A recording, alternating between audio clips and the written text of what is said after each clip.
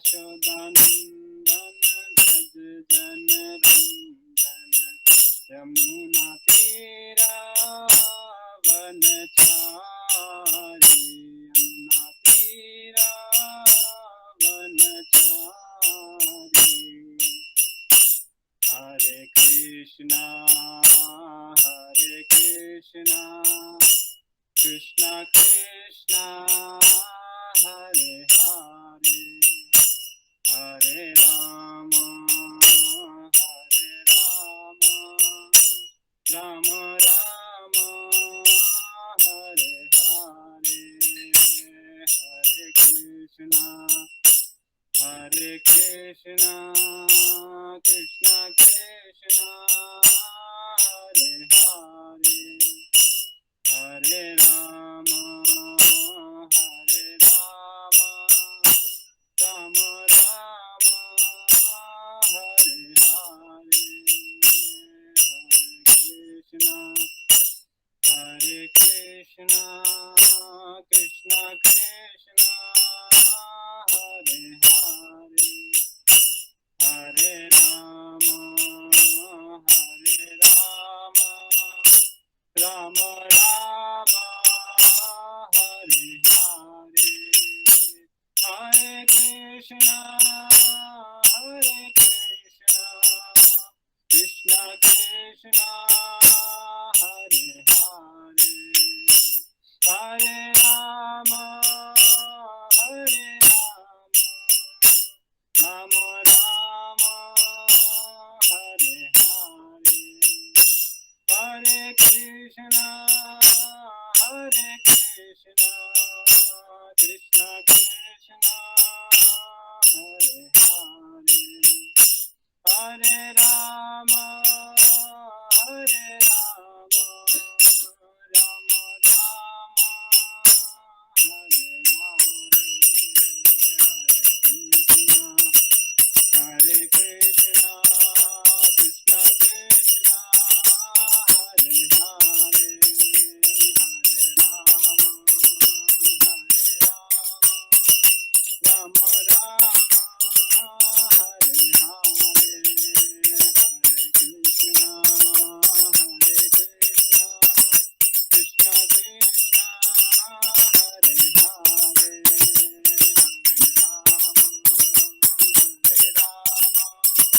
राम राम हरे हरे हरे कृष्णा कृष्णा कृष्णा हरे हरे हरे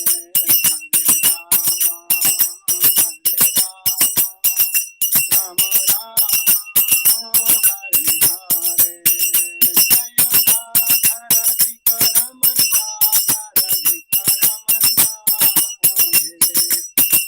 जय राधिका रमन राधिका रमन राधिका रमन जय कृष्ण बलराम कृष्ण बलराम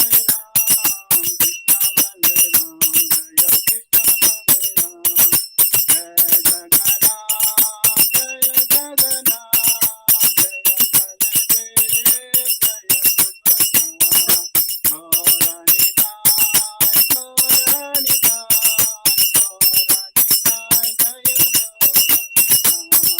जय प्रभुपाद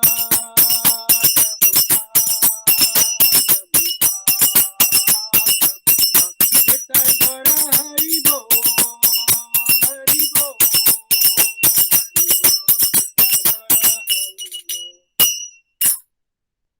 सभी प्रणाम करें। जय ओम विष्णुपाद परमहंस विवाचकाचार्य अष्टोत्तर श्रीमद अभय चरणा रविंद्र भक्ति वेदांत स्वामी शील प्रभुपाद की, इस्कॉन फाउंडर आचार्य बीबीटी फाउंडर जगत गुरु शील प्रभुपाद की। जय ओम विष्णुपाद परमहंस विवाचकाचार्य अष्टोत्तर श्रीमद शिल भक्ति सिद्धांत सरस्वती गोस्वामी शील प्रभुपाद की। अनंत कोटि वैष्णव वृंद की। नामाचार्य श्री हरिदास ठाकुर की।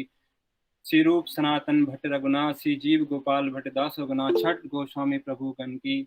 श्री श्री राधा राधिका रमन भगवान की। श्री श्री कृष्ण बलराम जी की। जगन्नाथ बलदेव सुभद्रा महारानी की। श्री श्री गौर निताय की। राधा कुंड श्याम कुंड गिरि गोवर्धन की। श्री श्री मायापुर धाम की। श्री श्री जगन्नाथपुरी धाम की। अनंत कोटि वैष्णव वृंद की। Nitai Gaur Premanande, all Guru-ish assembled devotees, Hare Krishna, all Guru-ish assembled devotees, Hare Krishna, all Guru-ish Sri Guru and Gauranga, all Guru-ish Srila Prabhupada की जय। तो सभी भक्तों का स्वागत है आज की विशेष क्लास में। तो जितने भी भक्त उपस्थित हैं, तो हमारे बीच में हमारे गेस्ट भी हैं, पद्मिनी माता जी, जो कि हमसे रोहिणी से जुड़ी हुई हैं। तो माता जी का भी स्वागत है। माता जी की फर्स्ट क्लास है। हरे कृष्ण। थैंक यू प्रभु। तो जितने भी भक्त हैं, नीति अरुणा माता जी, अमन भूटानी प्रभु, रूमा गोविंद माता जी, जनक माता जी, ऋषिका माता जी, और जितने भी भक्त हैं, तो सभी का हम स्वागत करते हैं आज की क्लास में। तो आज हम कृष्णा बुक के ऊपर चर्चा कर रहे हैं। तो कृष्णा बुक भगवान की, इसमें जो जितनी भी पास्ट टाइम्स हैं जो भगवान ने वृंदावन धाम में, मथुरा धाम में, गोकुल में की थी, उसकी सारी जो है पास्ट टाइम्स और भगवान के बचपन से लेकर और भगवान के पौगण अवस्था, किशोर अवस्था की जितनी भी लीलाएं हैं, सब भगवान ने इसमें चर्चा की है और बहुत सुंदर ढंग से इसमें वर्णन है। तो उससे पहले हम जो है मंगलाचरण कर लेते हैं। ओम नमो भगवते वासुदेवाय। ओम नमो भगवते वासुदेवाय। ओम नमो भगवते वासुदेवाय। ओम अज्ञानविरन्दस्य ज्ञानाञ्जनशलाकया चक्षुरुन्मिलितं येन तस्मै श्रीगुरुवे नमः। श्रीचैतन्यमनोभीष्टं स्थापितं येन भूतले स्वयं रूपा गदा मह्यं ददाति स्वापदान्तिकं। वन्देऽहं श्रीगुरु श्रीयुतापदकमलं श्रीगुरु वैष्णवांश्च श्रीरूपं साग्रजातं सहगं ललिता श्रीविशाखान्वितं च। हे कृष्णा करुणा सिन्धु दीनबन्धु जगत्पते गोपेश गोपिका कान्ता राधा कान्ता नमस्तुते। तप्त कांचन गौरांगी राधे वृंदावनेश्वरी विश्वभानुसुते देवी प्रणमामि हरिप्रिये। वाञ्छाकल्पतरुभ्यश्च कृपा सिन्धुभ्यैव च पतितानां पावनेभ्यो वैष्णवेभ्यो नमो नमः। जय श्री कृष्ण चैतन्य प्रभु नित्यानंद, श्री अद्वैत गदाधर शिवासादि गौर भक्तवृंद। हरे कृष्णा कृष्णा कृष्णा हरे हरे, हरे राम राम राम हरे हरे। नमो विष्णुपादाय कृष्ण पृष्ठाय भूतले श्रीमते भक्तिवेदांत स्वामी निति नामने। नमस्ते सारस्वती देवी गौरवाणी प्रचारिणे निर्विशेष शून्यवादी पाश्चात्य देशिका।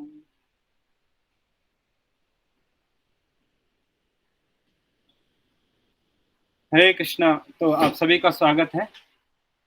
तो लास्ट क्लास से हमने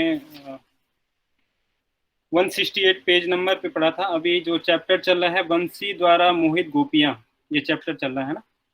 तो शायद यहाँ से था, सरोवर तथा नदियों को वृक्षों की माता कहा जा गया है। तो आप में से जो जिनके लिए पॉसिबल हो, प्लीज अपनी वीडियो ऑन कर लीजिए। तो नीति माता जी, आप पढ़ना चाहेंगे please? Yes yes. Hare Krishna प्रभु जी।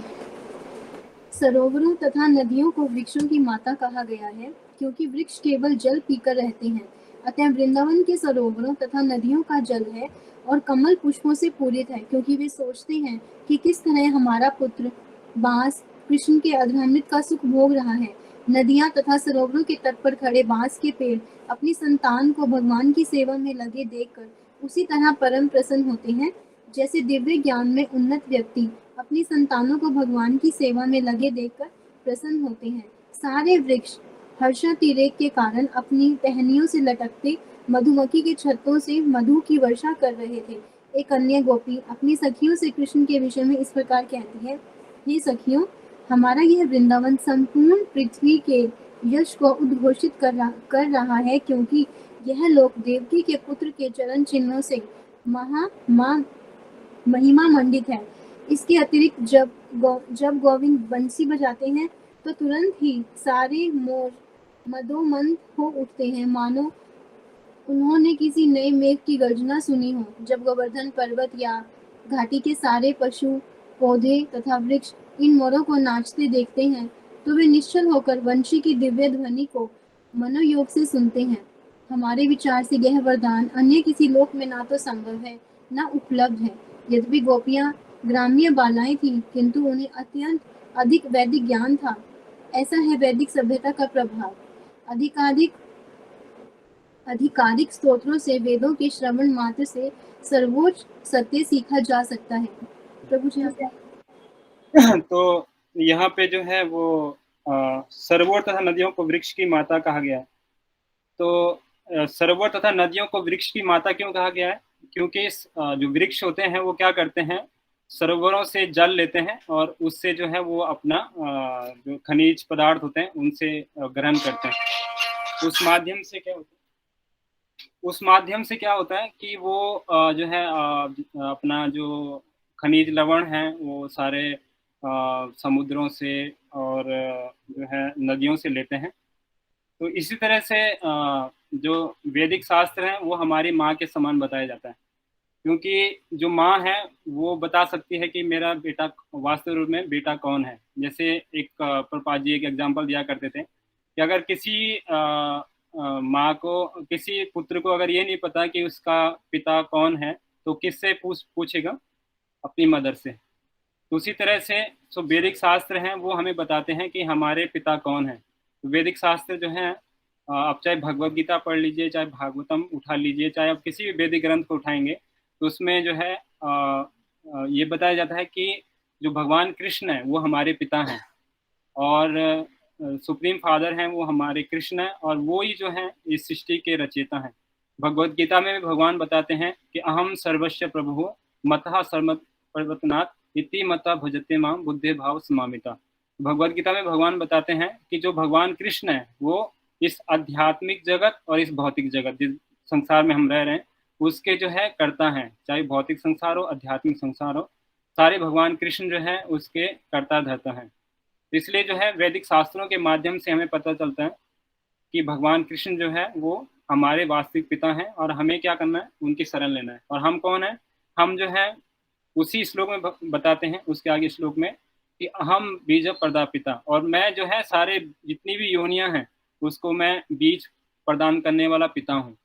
तो एक पुत्र का क्या कर्तव्य होता है कि वो अपने पिता को असिस्ट करे, पिता की सेवा करे। तो इसी तरह से अगर कोई पुत्र जो है अपने पिता की सेवा करता है तो अब हम देखते ही हैं कि उसको जो है पिता की जितनी भी संपत्ति है उसको आराम से मिल जाती है। उसको क्या करना है? अपने पिता की सेवा करनी है। तो इसी तरह से अगर हम भगवान कृष्ण की सेवा करते हैं तो भगवान कृष्ण की सेवा करने मात्र से क्या होता है कि हम एक जो आध्यात्मिक सुख है उसको हम अनुभूति कर पाएंगे, हम भक्ति में आगे बढ़ पाएंगे और जो जीवन का असली उपदेश है भगवान का प्रेम वो हम प्राप्त कर पाएंगे।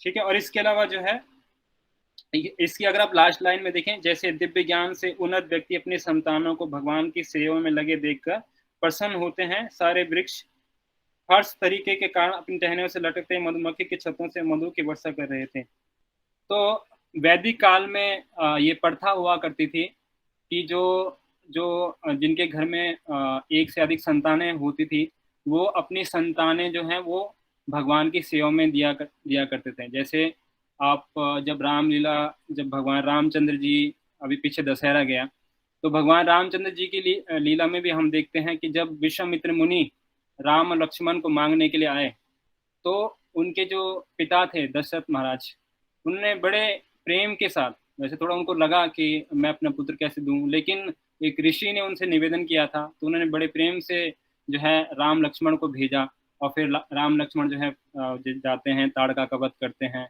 और उसके बाद जो है कैसे वो फिर जनकपुरी पहुंचते हैं और जो है वो माता सीता से उनका मैरिज होता है। तो इसी तरह से वैदिक काल में ये प्रथा थी। उसी तरह से भगवान कृष्ण के भी हम देखते हैं कि किस तरह से वो सांदीपनी मुनि के आश्रम में गए, वहाँ से उन्होंने वैदिक ज्ञान को सीखा। तो वैदिक समय में जो है वो जब कोई मदर या फादर अपनी संतानों को भगवान की सेवा में देखता था तो बड़ा प्रसन्न होता था। तो इसी तरह से हमें भी अपने जीवन में जब हम भी देखते हैं कि वैसे तो आजकल हमारे जो आगे आने वाली जनरेशन है वो धर्म के इतने फेवरेबल नहीं है, लेकिन अगर किसी के परिवार में इस तरह से कोई संतान होती है कि जो भगवान की सेवा में जो है माला कर रहे हैं या फिर मंदिर जा रहे हैं, तो उससे एक मदर को, एक फादर को बहुत पसंद होना चाहिए कि मेरा जो बेटा है वो जो है वो जो वैदिक जो चीज़ है, जो वैदिक जो हमारे जो ऋषि मुनियों की जो देन है उसको फॉलो कर रहा है, तो बहुत प्रसन्न होना चाहिए इससे। और वास्तविक रूप में ये असली वैदिक संस्कृति है कि हम जो है अपने आने वाली जो संतान है जो उनको ये असली धन दे। वास्तविक रूप में असली धन ये नहीं है कि हम उनको गाड़ी और ये तो है ही वास्तविक रूप में, ये तो इस शरीर के लिए ही आवश्यक है। लेकिन इस शरीर के बाद जो हम असली धन उनको दे सकते हैं वो है हमारी वैदिक संस्कृति, वो है भगवान का नाम, भगवान के साथ उनको कनेक्ट करना। तो वास्तविक रूप में ये भी है और ये ही वास्तविक रूप में महत्वपूर्ण है। बाकी जो चीज़ें हम उनको दे रहे हैं वो आवश्यक है, लेकिन वो इस शरीर तक ही सीमित है और इस शरीर से बियॉन्ड है भगवान का नाम, भगवान से उनको कनेक्ट करना। और इसके अलावा अगर आप सेकंड पैराग्राफ में लास्ट लाइन में जाएं कि यद्यपियां गोपियां ग्राम बालाएं थी किंतु अत्यंत अधिक वैदिक ज्ञान था, ऐसा है वैदिक सभ्यता का प्रभाव। आधिकारिक स्रोतों से वेदों के श्रवण मात्र से सर्वोच्च सत्य सीखा जाता है। तो आप देखें गोपियों की क्या स्थिति है। गोपियां जो है एक ग्रामीण बालिकाएं हैं और उनको वैदिक जो शहरों का कोई भी ज्ञान नहीं है और किसी तरह का भी कोई नॉलेज नहीं है कि कैसे जो है वो जैसे अगर आप मंदिर में आएंगे तो मंदिर में जब आप आते हैं, एंटर करते हैं, तो कितने रूल एंड रेगुलेशन होते हैं। जैसे मंदिर में जब हम आते हैं तो काफ़ी सारे रूल, आप वैष्णव सदाचार एक बुक है उसमें पढ़ सकते हैं मंदिर में क्या क्या करना चाहिए। उस टॉपिक में मैं नहीं जाऊँगा, बहुत ही जो है वो बहुत बड़ा विस्तार रूप से टॉपिक है कि हमें मंदिर में नहा के ही आना चाहिए। और जो है वो जब हम मंदिर में आए तो सबसे पहले गुरुदेव जी को प्रणाम करें, जब इंटर करें तो फिर नॉक करें, फिर प्रभुपाद जी को प्रणाम करें, फिर भगवान कृष्ण को, जगन्नाथ जी को उसका अलग प्रणाम मंत्र है। तो ये काफ़ी रूल एंड रेगुलेशंस हैं। मंदिर के सामने हमें जोर से बात नहीं करनी चाहिए, भगवान को जब हम मिलें तो भगवान के लिए कुछ लाना चाहिए। तो ये काफ़ी सारे रूल एंड रेगुलेशन हैं, लेकिन जो गोपियाँ थी उनको ये बारे में नहीं पता था। अब गोपियाँ देखें, ग्रामीण बालिकाएं हैं, दूध और मट्ठा बेचती हैं, उसी तरह अपनी जीवनचर्या चलाती हैं, लेकिन जो भगवान हैं वो उनसे कितने प्रसन्न हैं। इसमें लिखा है किंतु अत्यधिक वैदिक ज्ञान था, किंतु उन्हें अत्यंत वैदिक ज्ञान था, ऐसा है वैदिक ज्ञान का प्रभाव। वास्तविक रूप में जो वैदिक ज्ञान है वो यही है। भगवत गीता के 15वें अध्याय के 15वें श्लोक में भगवान गीता में बताते हैं, वेदे से सर्वे अहमे वेद्यो वेदांत कृत वेद विदेहम चाहम, कि वेदों के द्वारा मुझे जाना जा सकता है और वेदों का असली मतलब यही है कि हम भगवान को जान सकें। तो जो कोई अगर वेदों को पढ़ के इस निष्कर्ष पे नहीं पहुंच रहा है कि जो भगवान कृष्ण है वो पूर्ण पुरुषोत्तम भगवान है और मुझे उनकी सेवा करनी है, तो उसका जो वैदिक ज्ञान है वो व्यर्थ है। और अगर कोई व्यक्ति वेदों का जो एसेंस है वो कर रहा है, भगवान कृष्ण की सेवा कर रहा है, तो उसने जितने भी वेद हैं वो सारे पढ़ लिए हैं। तो इसी तरह से हम चैतन्य महाप्रभु जो कि स्वयं भगवान है, 500 साल पहले इस धराधाम पे आए थे। जब चैतन्य महाप्रभु जो है वो साउथ इंडिया की यात्रा पे जाते हैं तो एक जगह पहुंचते हैं जहाँ जो कुरुक्षेत्र एक जगह पहुंचते हैं, तो वहाँ पे एक बहुत ही जो है वो एक ब्राह्मण था जो कि बहुत ही अनपढ़ था, उसको जो है पढ़ना भी नहीं आता था, लेकिन उनके गुरु ने उनको आज्ञा दी थी कि आप रोज भगवत गीता का पाठ करें। तो वो क्या करता था कि उसको भगवत गीता पता भी नहीं था कि उल्टी है सुल्टी है, लेकिन वो उल्टी भगवत गीता को और ऐसे रोज जो है उसके 18 अध्याय के 700 श्लोकों को पलटता था, रोज करता था ऐसे। तो जब चैतन्य महाप्रभु वहाँ पे आते हैं तो वो क्या देखते हैं कि वो जो ब्राह्मण है वो जो है रो रहे हैं। तो उनसे पूछते हैं कि आप रो क्यों रहे हैं। तो वो उनको कहते हैं कि वास्तव रूप में जब मैं ये देखता हूँ कि जो भगवान कृष्ण है जो इस सृष्टि के मालिक हैं वो क्या कर रहे हैं, वो एक अपने भक्त अर्जुन का जो है वो रथ चला रहे हैं, रथ खींच रहे हैं। तो भगवान जो कि सृष्टि के मालिक हैं वो क्या कर रहे हैं, अर्जुन का रथ खींच रहे हैं। तो इस देख के मैं रो रहा हूँ कि वास्तव रूप में भगवान कितने भक्त वत्सल हैं। भगवान अपने भक्तों के वश में आ जाते हैं, भक्ति के वश में आ जाते हैं भगवान। तो जब ये भगवान चैतन्य महाप्रभु सुनते हैं तो वो भी जो है उनको बहुत प्रसन्न होते हैं और वो कहते हैं वास्तविक रूप में जो गीता का जो असली मतलब है, भगवत गीता का पढ़ने का असली मतलब है कि भगवान कृष्ण को समझना, भगवान कृष्ण की पोजीशन को समझना, आप वो चीज़ें समझ चुके हैं। तो इस माध्यम से हम देखते हैं कि जो वैदिक ज्ञान है, वैदिक ज्ञान वास्तव रूप में जो और वैदिक ज्ञान जो है, हम जितने भी हमारे प्रामाणिक शास्त्र हैं, प्रामाणिक भक्त हैं, उनके माध्यम से हम जो है सीख सकते हैं, सुन के सीख सकते हैं। इसी तरह से हम देखते हैं किस तरह से जो ध्रुव महाराज थे, ध्रुव महाराज ने माँ के गर्भ में ही, जब वो माँ के गर्भ में थे, जब माँ के गर्भ में थे, तो उन्होंने जो जब वो कयादू के गर्भ में थे, तो नारद मुनि ने जो ज्ञान दिया था, उन्होंने वहां पे वो सुन के ही सीख लिया था। इसी तरह प्रहलाद महाराज के केस में भी देखते हैं। तो वैदिक ज्ञान जो है वो उसको श्रुति भी कहते हैं, जो कि सुनने से हम याद हो जाए। इसी तरह से वैदिक ज्ञान जो है वो सुनने मात्र से व्यक्ति के हृदय में परिवर्तन आता है। लेकिन जो ये वैदिक ज्ञान था, क्योंकि हमारी जो मेमोरी है वो अभी बहुत शॉर्ट है, हम कलयुग के जीव हैं, कलयुग के जीवों में जो है मेमोरी बहुत शॉर्ट है और अल्प आयु है हमारी। इस वजह से क्या है कि हम जो है जो जो कई सारी चीज़ें हम याद नहीं रख पाते हैं। तो इसलिए जो है वेद व्यास जी ने कृपा पूर्वक हमारे ऊपर इन सारे वैदिक ग्रंथों, श्रीमद् भागवतम, महापुराण और जितने भी उपनिषद हैं, वेद हैं, इनको जो है लिखित फॉर्म में लिखा हमारे ऊपर कृपा करने के लिए। तो हमें प्रयास करना चाहिए कि ये सारे वैदिक ग्रंथ हमारे हित के लिए लिखे हुए हैं, तो हमें प्रयास करना चाहिए कि हम इन वैदिक ग्रंथों को पढ़ें और इसका लाभ उठाएं। और शिला प्रभुपाद जी की कृपा से आज जो कि बहुत ही संस्कृत में थे ग्रंथ, प्रभुपाद जी की कृपा से आज ये हर एक भाषा में है।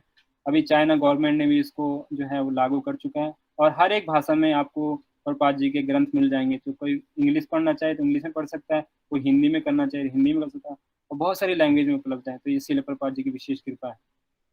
ठीक है, तो आगे बढ़ सकते हैं। कोई और भक्त पढ़ना चाहे? मैं पढ़ूं प्रभु जी, मैं पढ़ूं? कौन है? जनक पर बोल रही हूँ। हाँ, जनक माता जी। यस माता जी, पढ़ लीजिए। तो आपको यहाँ से पढ़ना है, एक अन्य सखी बोली। हाँ जी प्रभु जी। एक अन्य सखी बोली, अरे सखियों, मेरी आवाज क्लियर है प्रभु जी? I am audible? हाँ, यस माता जी। एक अन्य सखी बोली, अरे सखियों, इन हिरनियों को तो देखो, यद्यपि ये मूक पशु हैं, किंतु वे महाराज नंद के पुत्र कृष्ण के पास तक पहुंच चुकी हैं। ये न केवल कृष्ण तथा बलराम की वेशभूषा से आकृष्ट है, अपितु ये वंशी की ध्वनि सुनते ही अपने अपने पतियों समेत भगवान को अत्यंत प्यार से देखकर सादर प्रणाम करती हैं। गोपियों को इन हिरनियों से ईर्ष्या होती थी, क्योंकि वे सब अपने पतियों समेत कृष्ण की सेवा कर पाती थी। गोपियां अपने को इतना भाग्यशाली नहीं मानती थी, क्योंकि जब भी वे कृष्ण के पास जाना चाहती तो उनके पति प्रसन्न नहीं होते थे। एक अन्य गोपी ने कहा, अरे सखियों, कृष्ण तो इतना सुंदर वेश बनाए हुए हैं कि वे स्त्रियों के विविध उत्सवों को प्रेरणा प्रदान करने वाले दिखते हैं। उनकी वंशी की दिव्य ध्वनि सुनकर स्वर्ग के देवताओं की पत्नियां तक मोहित हो जाती हैं। यद्यपि वे अपने पतियों के साथ विमान द्वारा आकाश में विचरण करती होती हैं, किंतु कृष्ण की वंशी की ध्वनि सुनते ही वे विचलित हो उठती हैं। उनके केश पाश शिथिल हो जाते हैं और उनकी कसी हुई पेटियां ढीली हो जाती हैं। इसका अर्थ यह हुआ कि कृष्ण की वंशी की दिव्य ध्वनि ब्रह्मांड के चारों कोनों तक फैल चुकी थी।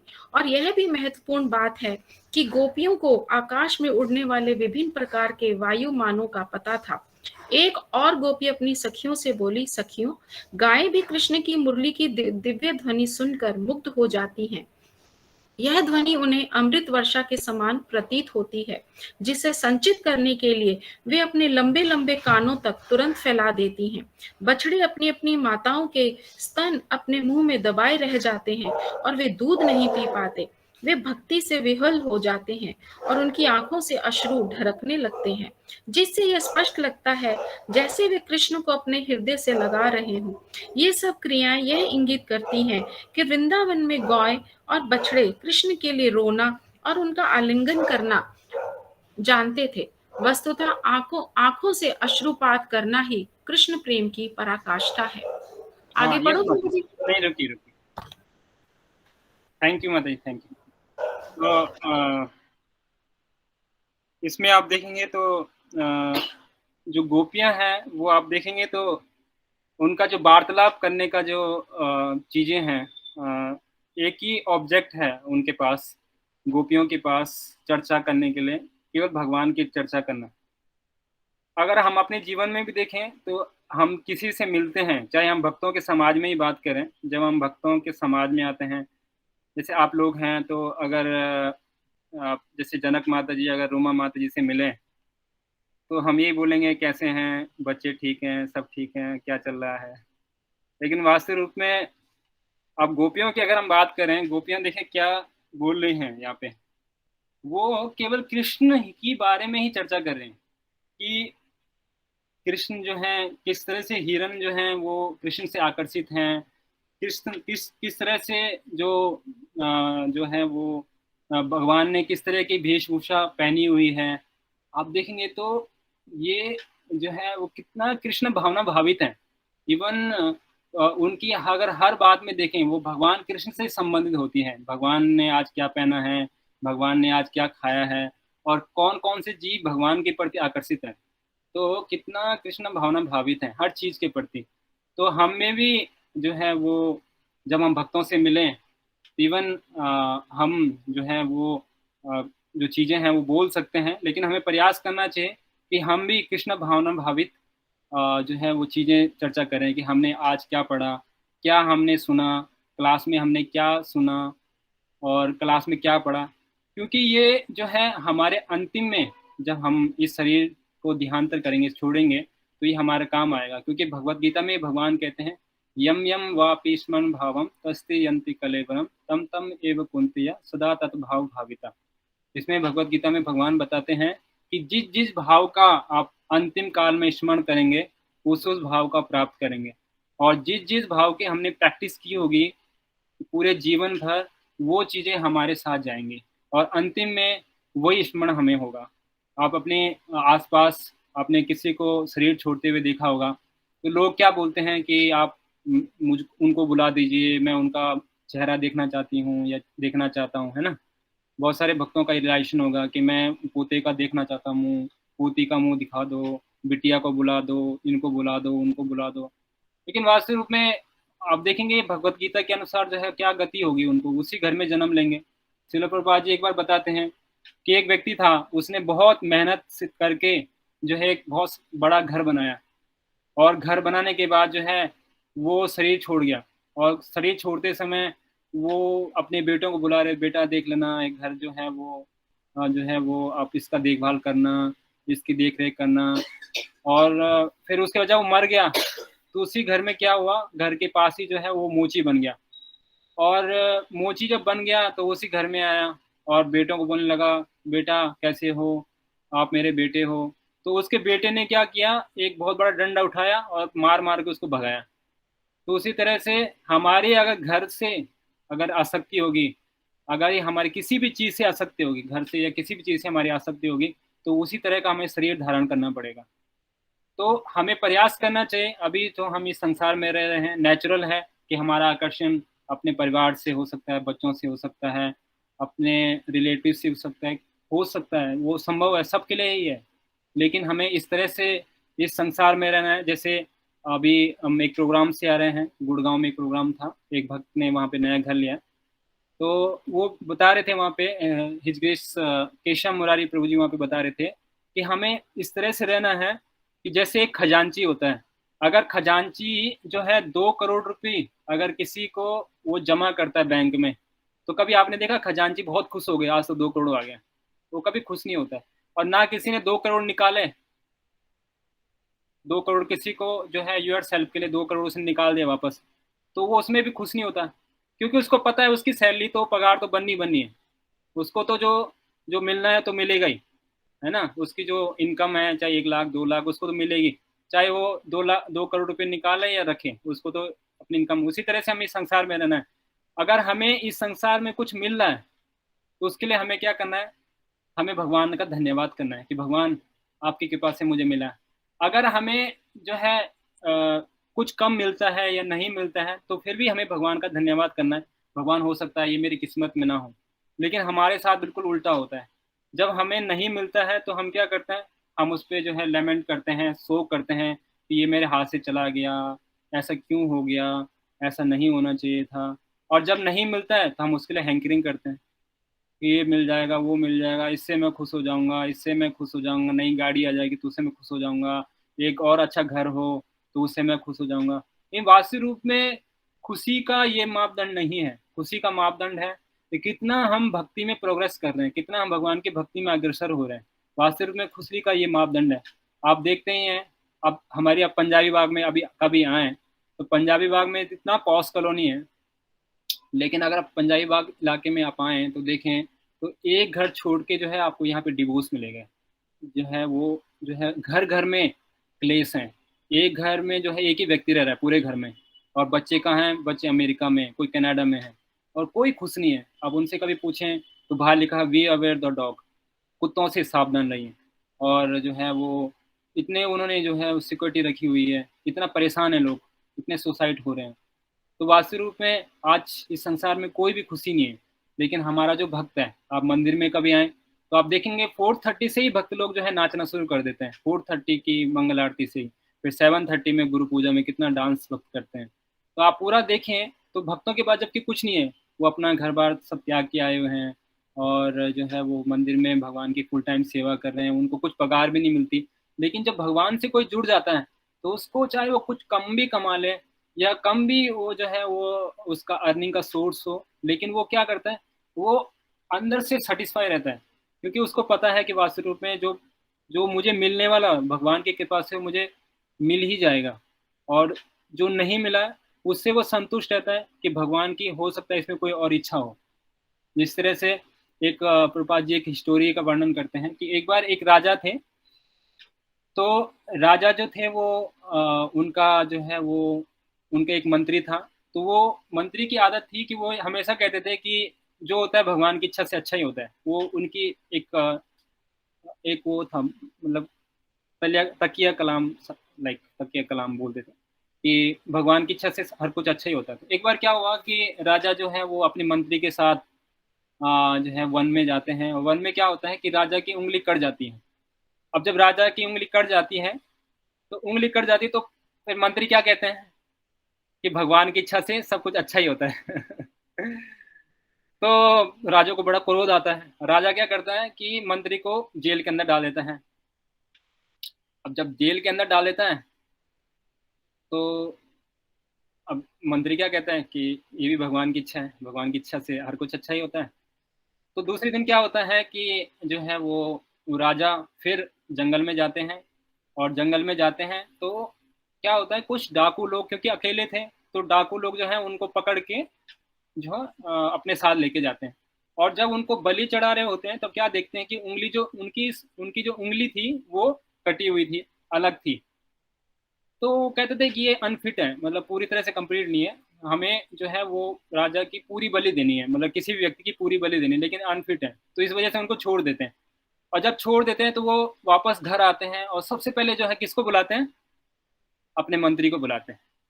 और जब मंत्री को बुलाते हैं तो मंत्री को जो है बहुत धन्यवाद करते हैं, बहुत उनका जो है आदर करते हैं, सम्मान करते हैं, और वो बोलते हैं कि आपकी वजह से मैं बच गया। तो फिर क्या बोलते हैं कि ये भगवान की इच्छा थी।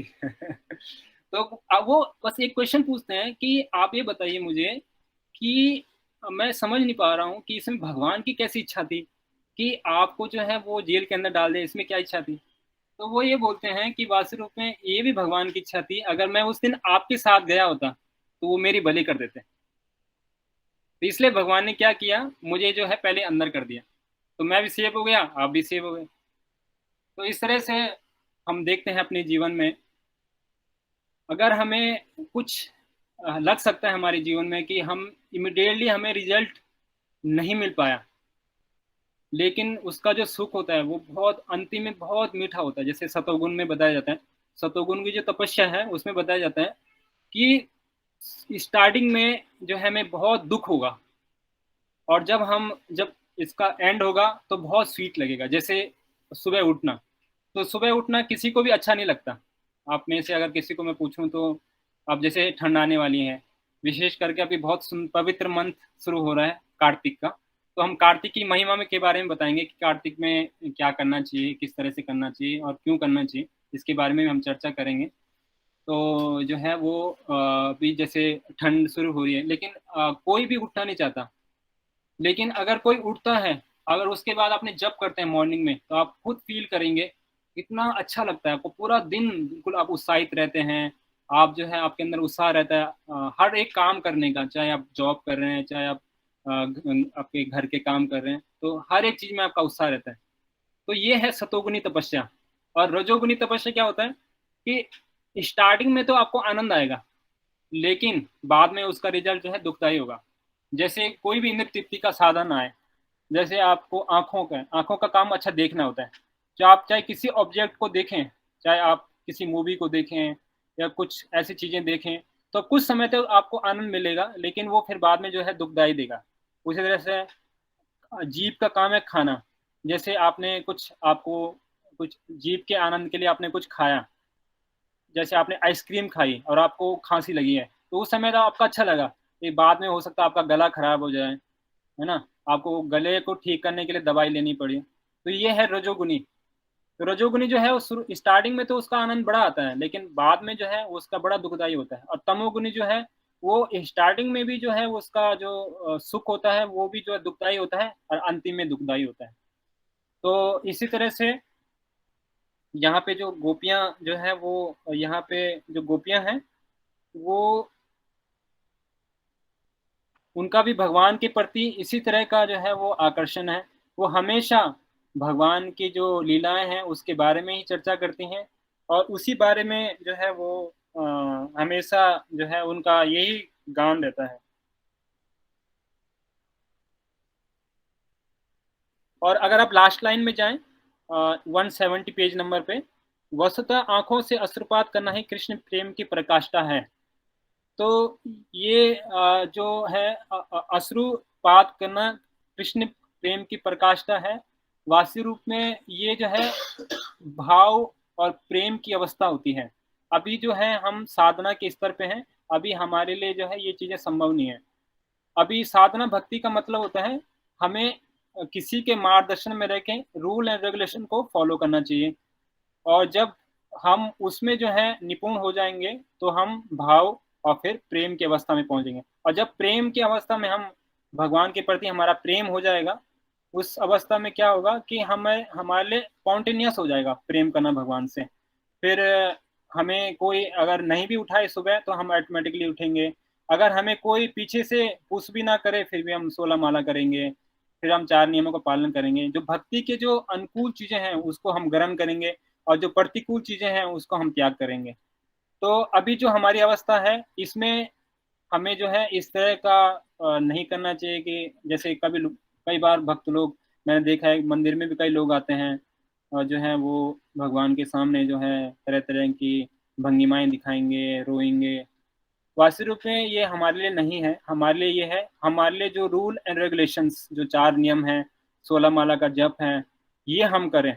और इसको करते करते करते करते जब हम साधना के स्तर से भाव के लेवल पे आएंगे, भाव से जब हम प्रेम पे जाएंगे, तो तब ये सिम्टम अपने आप ही प्रदर्शित होंगे। फिर आप जब भगवान का नाम का जप करेंगे तो आंखों से अश्रुपात होंगे, आंखों से आंसू आएंगे, और आप भगवान का, आप जो है वो भगवान का विरह आपको फील होगा कि भगवान मुझे कब मिलेंगे, कब कृष्ण मुझसे मिलेंगे, कब मैं जो है उनको कुछ उनकी सेवा कर पाऊंगा। तो ये बहुत ही ऊंची अवस्था है। गोपियां जो है, जो प्रेम की जो परम प्रकाष्ठा है, उसकी मूर्तिमान स्वरूप है गोपियां। और अभी हम उनको इमिटेट नहीं कर सकते, हम उनके वचनों को फॉलो कर सकते हैं कि वो किस तरह से भगवान की सेवा में, भगवान के गुणगान में हमेशा लीन रहती थी। तो हमारे लिए जो शिला प्रभुपाद जी, जो हमारे अभी प्रेजेंट में आचार्य हैं, उन्होंने जो हमें सिखाया है कि 4 नियमों का पालन करें, 16 माला का जप करें, वो हमारे लिए है। हम वो करते करते, भगवान का नाम का जप करते करते वही तरह की परफेक्शन हम प्राप्त कर सकते हैं। प्रभुपाद जी कहते हैं अगर कोई जीवन भर 16 माला और 4 नियम करता है तो वो उसको जो है उसके लिए भगवान के जो धाम के दरवाजे हैं वो खुले हुए हैं। और प्रभुपाद जी पर्सनली हमें जो है इस भगवान के धाम लेके जाएंगे। शर्तें बस ये है कि हम नियमित रूप से जो 16 माला का जप है और 4 नियमों का पालन करते रहें। तो मेरे सभी भक्तों से रिक्वेस्ट है कि आप में से बहुत भक्त 16 माला करते होंगे, अगर कुछ नहीं करते हैं तो उनसे मेरा रिक्वेस्ट है कि वो एक माला, अगर कोई नहीं करता तो एक माला शुरू कर सकते हैं, 2 माला से शुरू कर सकते हैं, 3 माला कर सकते हैं, जो 2 माला कर रहे हैं वो 4 कीजिए, और जो है हर एकादशी में वो अपनी एक माला बढ़ा सकते हैं। एकादशी जो है उसको हरिवासर भी कहते हैं, उस दिन हरि का दिन होता है, तो एकादशी के दिन हमें प्रयास करना चाहिए कि हम जो है भगवान के श्रवण कीर्तन में उस दिन को गुजारें, और काम ना हो। प्रभुपाद जी कहा करते थे कि एकादशी का मतलब है ज़्यादा श्रवण और ज़्यादा कीर्तन और लेस ईटिंग। हम कम खाएं, शरीर की जो आवश्यकता है उनसे कम हम ध्यान दें और ज़्यादा से ज़्यादा श्रवण और कीर्तन करें। ठीक है, तो आगे पढ़ें। रूमा माता जी आप पढ़ेंगे क्या? हाँ, रूमा माता जी।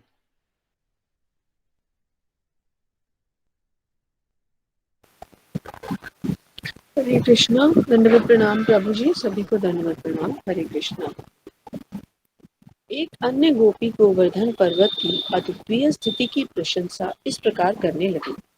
यह गोवर्धन पर्वत कितना भाग्यशाली है कि इसे अपने ऊपर चलते हुए कृष्ण तथा बलराम का सानिध्य प्राप्त हो रहा है। आगे चलेंगे। यहाँ से नहीं पढ़ना शायद। 170 है। एक किशोर गोपी अपनी माता से, एक किशोरी गोपिका अपनी माता से बोली, अरे माँ, देखो ना, विभिन्न वृक्षों की डालों पर बैठे हुए ये सारे पक्षी कितने मनोयोग से कृष्ण को वंशी बजाते हुए देख रहे हैं। उनके स्वरूपों से ऐसा प्रतीत हो रहा है मानो ये अपनी सुधी बुद्धि खोकर कृष्ण की वंशी सुनने मात्र में तल्लीन है। इससे यह सिद्ध होता है कि ये सामान्य पक्षी नहीं है, अपितु ऋषि मुनि तथा भक्त हैं, जो कृष्ण की बांसुरी सुनने के लिए ही वृंदावन में पक्षी रूप में अवतरित हुए हैं। बड़े बड़े ऋषि मुनि तथा विद्वान ज्ञान में रुचि रखते हैं, किंतु भगवत गीता में वैदिक ज्ञान का सार इस प्रकार बताया गया है, वैदेश्च सर्वैरमेव वेद्यः, अर्थात वेदों के ज्ञान द्वारा कृष्ण को समझना होता है। इन पक्षियों के आचरण से ऐसा प्रतीत हो रहा था मानो ये वैदिक ज्ञान के पंडित हों और इन्होंने वैदिक ज्ञान की सारी शाखाओं को त्याग कर केवल कृष्ण की दिव्य ध्वनि को अंगीकार कर लिया हो। यहाँ तक कि यह यमुना नदी कृष्ण की वंशी की दिव्य ध्वनि सुनकर उनके चरण कमलों का स्पर्श पाने की इच्छा से अपनी उत्ताल तरंगों को त्याग कर मंदगति से प्रभावित होती हुई एवं अपने हाथ में कमल पुष्प धारण किए तीव्र प्रेम भाव से इन पुष्पों को मुकुंद को भेंट करने जा रही है। कभी कभी जब शरद काल एक मिनट तो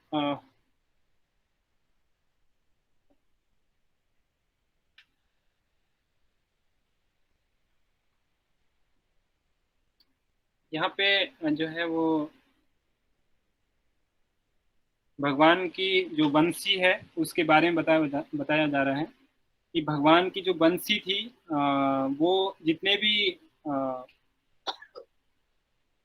पशु पक्षी थे भगवान की बंसी की तरह आकर्षित हो रहे थे, और बड़े बड़े ऋषि मुनि और विद्वान भी जो है इस चीज में रुचि रखते थे, और वेदेश सर्वे अहमेद वेद्य, वेदों के ज्ञान द्वारा कृष्ण को समझा जाता है। तो बेसिकली यहाँ पे जो अगर आप देखेंगे तो मॉडर्न सिनेरियो में किस तरह से हम भी जो भगवान की वंशी है उसकी जो ध्वनि है, कोई ये सोच सकता है कि हम भी किस तरह से जो भगवान की जो दिव्य ध्वनि है उसको हम परसीव कर सकते हैं। तो भगवान जो है अपने नामों के माध्यम से इस धराधाम पे आते हैं, और भगवान के नाम में कोई अंतर नहीं है। इसलिए जो है जो भगवान है, भगवान ने अपने नामों में अपनी सारी शक्तियां अर्पित कर दी हैं। श्री चैतन्य महाप्रभु चैतन्य शिष्ट अष्टकम में श्लोक में कहते हैं कि नाम नाम कार्य बहुधा निज सर्वशक्ति तत्रापिता नियमिता स्मरणे न काला, कि भगवान ने अपने नामों में सारी शक्तियां अर्पित कर दी हैं, और इसको जप करने का कोई भी समय, कोई भी काल, किसी भी परिस्थिति नहीं है।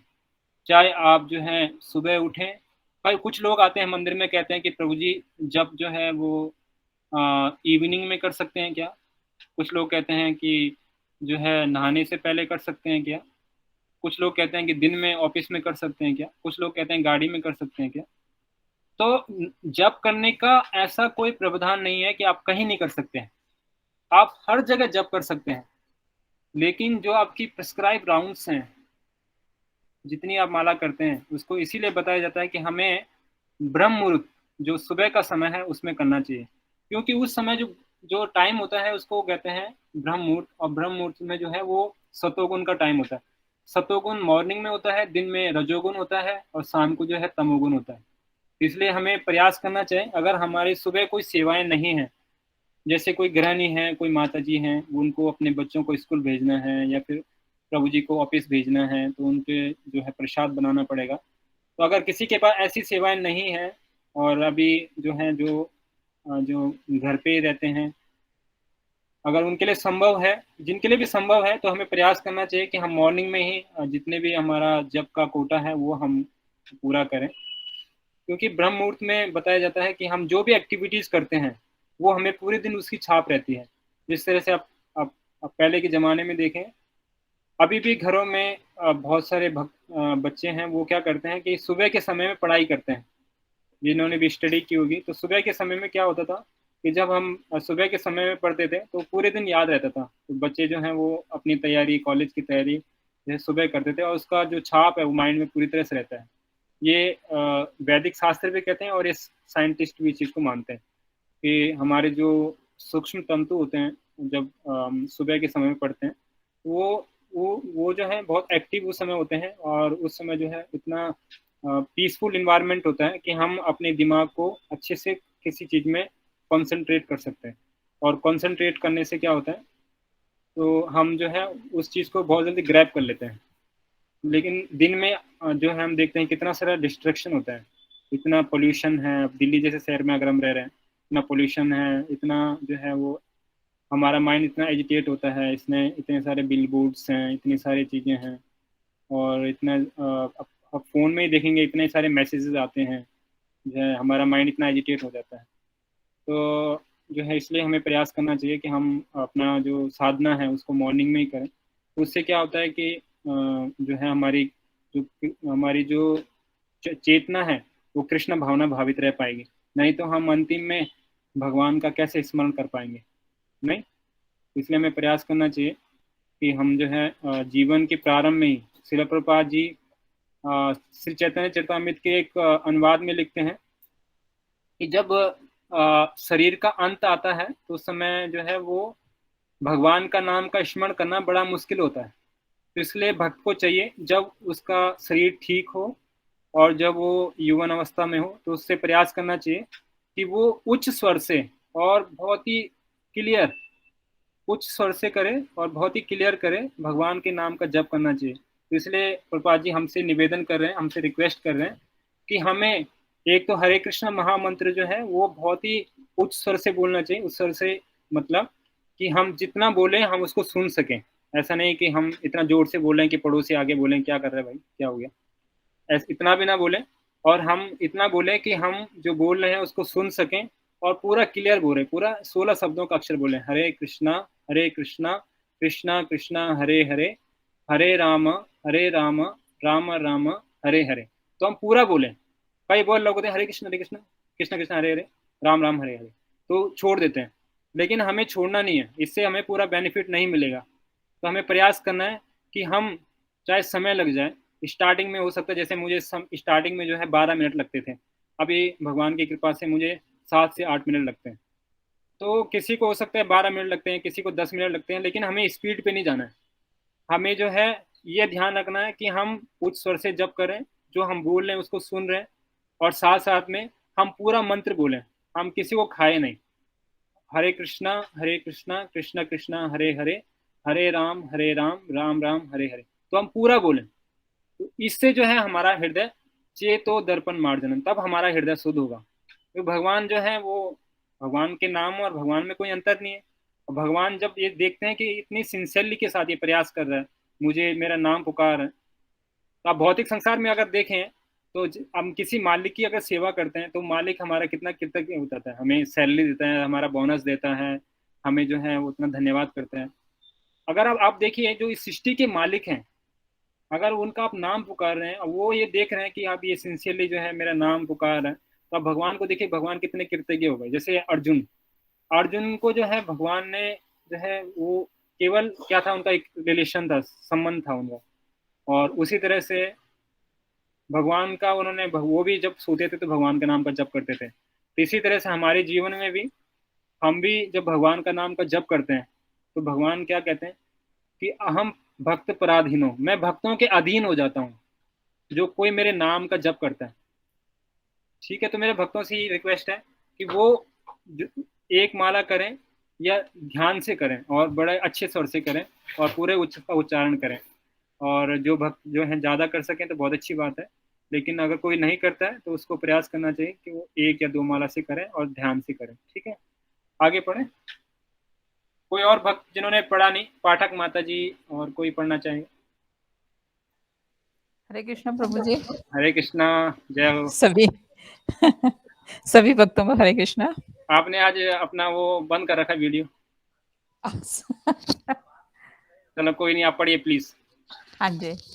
कभी कभी जब शरदकालीन आताप धूप असह्य हो जाती तो अपनी मुरली बजाने में लीन कृष्ण बलराम तथा अपने मित्रों के प्रति सहानुभूति दिखाने के लिए बादल छाया कर देते। उस समय ऐसा प्रतीत होता मानो उनसे मैत्री स्थापित करने के लिए ये बादल उनके सिरों पर छाता ताने हों। गवार किशोरियां कृष्ण के चरण कमलों के स्पर्श से रक्तिम हुई वृंदावन रज को अपने मुखों तथा वक्षस्थलों पर लेप कर अपने को धन्य मान रही थीं। इन भोली किशोरियों के स्तन उभरे थे और अत्यंत कामानुभूत थे, किंतु वे अपने अपने प्रेमियों द्वारा किए गए स्तन स्पर्श से संतुष्ट नहीं था।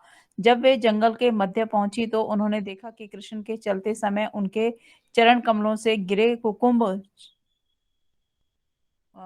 चूर्ण से वृंदावन की कुछ लताएं तथा पत्ते लाल लाल हो गए थे। गोपियां उनके चरण कमलों के कुंभ से रंजित रज को अपने स्तनों पर लगाती। तब कृष्ण बलराम तथा ग्वाल बालों के साथ वृंदावन में जंगल से होकर के जाएं तो वह लाल लाल चूर्ण वृंदावन की भूमि पर गिर पड़ता।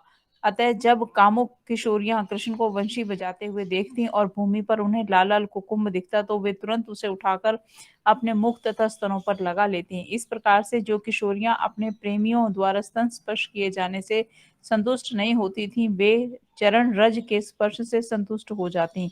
बात यह है कि सारी भौतिक वासनाएं कृष्ण भावनामृत के संपर्क में आते ही तुष्ट हो जाती हैं। आगे पढ़ो प्रभु जी। पढ़िए पढ़िए। एक अन्य गोपी गोवर्धन पर्वत की अद्वितीय स्थिति की प्रशंसा इस प्रकार करने लगी, वह गोवर्धन पर्वत कितना भाग्यशाली है कि इसे अपने ऊपर चलते हुए कृष्ण तथा बलराम का सानिध्य प्राप्त हो रहा है। गोवर्धन पर्वत को भगवान के चरण कमल का निरंतर स्पर्श प्राप्त है।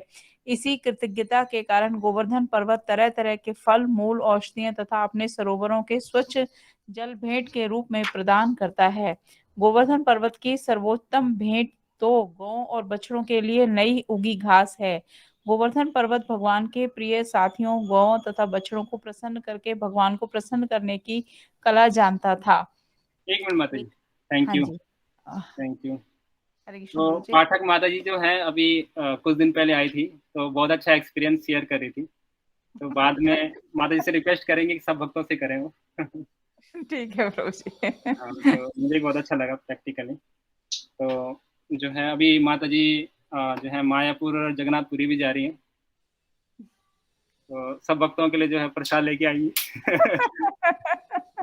और सबके लिए प्रार्थना करेंगे कि सब भक्त लोग जो है हाँ, भक्ति में बहुत बिल्कुल आनंद से। बिल्कुल प्रभु जी, बिल्कुल हाँ सभी के लिए। हाँ जी, हाँ जी।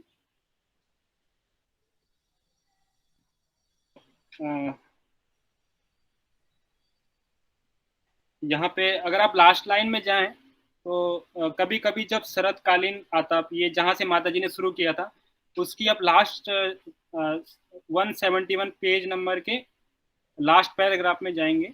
बात यह है कि सारी भौतिक वासनाएं कृष्ण भावनामृत के संपर्क में आते ही तुष्ट हो जाती हैं।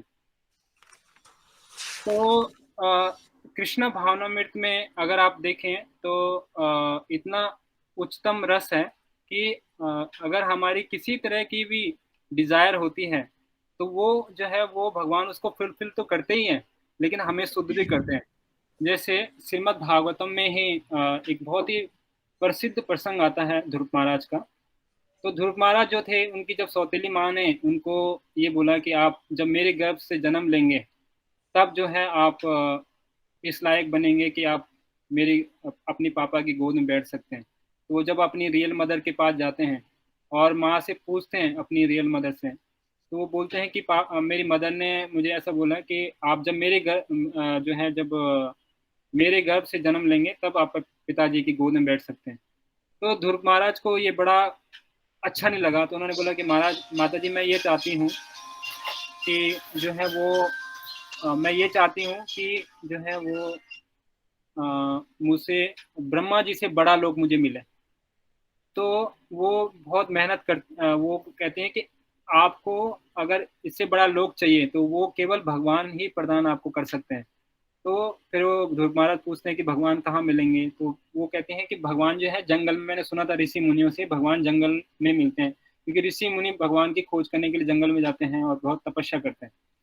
तो फिर वो जंगल में जाते हैं और बहुत कठिन तपस्या करते हैं, और जब जो है वो नारद मुनि से उनकी भेंट होती है, नारद मुनि कहते हैं आप बच्चे हो, जंगल में बहुत पशु पक्षी रहते हैं, लेकिन वो नहीं मानते और भगवान की बहुत तपस्या करते हैं। और जब इतनी तपस्या करते हैं और तपस्या करने के बाद जो है क्या होता है कि फाइनली जब भगवान से उनकी भेंट होती है तो भगवान को एक बहुत ही प्रसिद्ध श्लोक बोलते हैं कि भगवान को कहते हैं कि भगवान मैं तो कांच के टुकड़े की खोज में निकला था, मैं क्या मांग रहा था, इस भौतिक संसार का जो है एक तुच्छ सा मैं चीजें मांग रहा था। मैं क्या मांग रहा था कि मुझे जो है ब्रह्मा जी से ऊपर का लोक चाहिए, मुझे जो है आप जो है ये दे दो वो दे दो। तो क्योंकि वो इस संसार से ही, हमारी केवल शरीर से ही संबंधित है। अगर हम देखें इस हम जो भी चीज़ें इस संसार में करते हैं अपनी शरीर को सजाने के लिए करते हैं, या जो भी चीज़ें हम अकुमुलेट करते हैं इस शरीर से ही संबंधित है, लेकिन कभी हम ये नहीं सोचते कि आत्मा के लिए क्या है। तो ध्रुव महाराज को जब ये ज्ञान हुआ कि वास्तविक में मैं तो केवल कांच के टुकड़े की खोज में निकला था, लेकिन भगवान की कृपा से भगवान ने क्या किया, मुझे एक असली आनंद है वो दिया, खुद अपने आप को दे दिया भगवान ने। तो वो कहते हैं कि अब मुझे कुछ नहीं चाहिए आपसे। तो फिर भी भगवान जो है जब ध्रुव महाराज को शुद्ध करते हैं, फिर भगवान क्या करते हैं, उनको ध्रुव लोक देते हैं।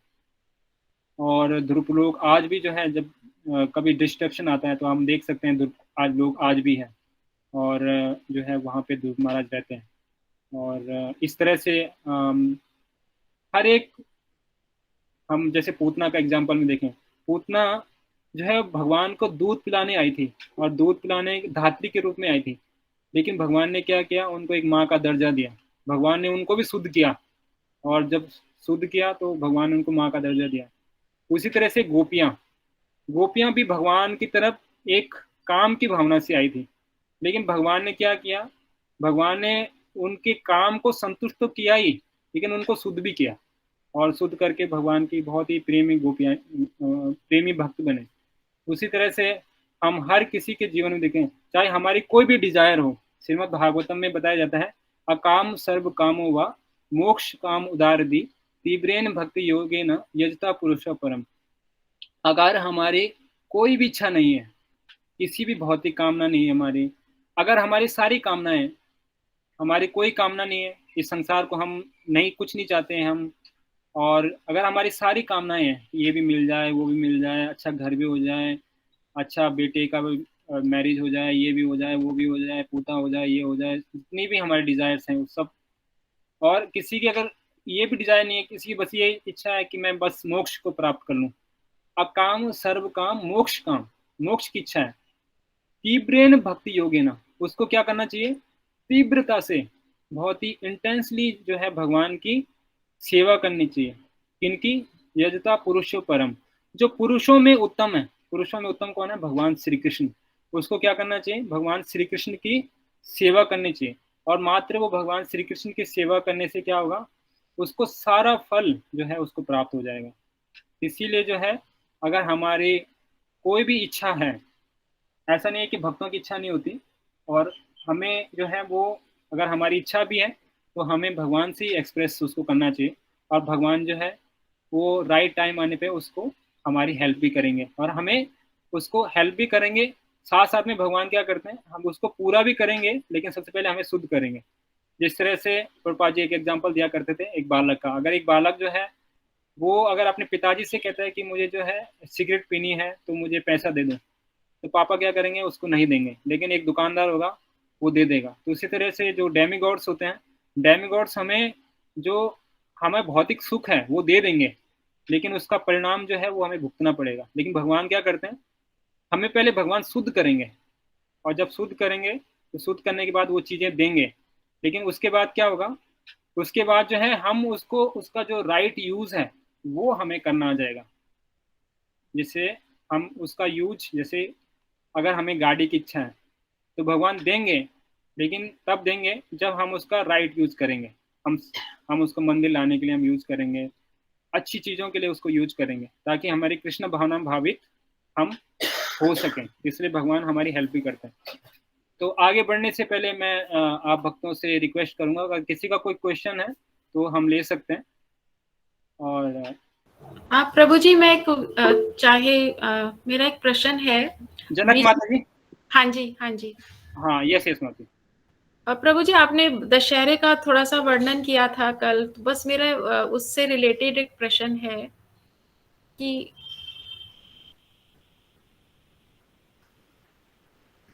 हाँ जी प्रभु जी, मैं ये जानना चाह रही थी कि दुर्गा माँ और श्री रामचंद्र जी में कोई संबंध है कि नवरात्रों के बाद जैसे ये नवरात्रे आते हैं, नवमी के बाद दशमी आती है, जबकि हम रामायण में एक अलग पढ़ते हैं रामायण में।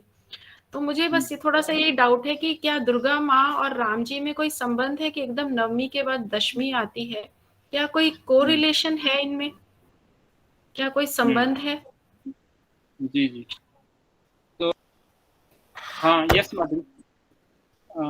म्यूट कर लीजिए माता जी, म्यूट कर लीजिए, आवाज गूंज रही है। हाँ जी।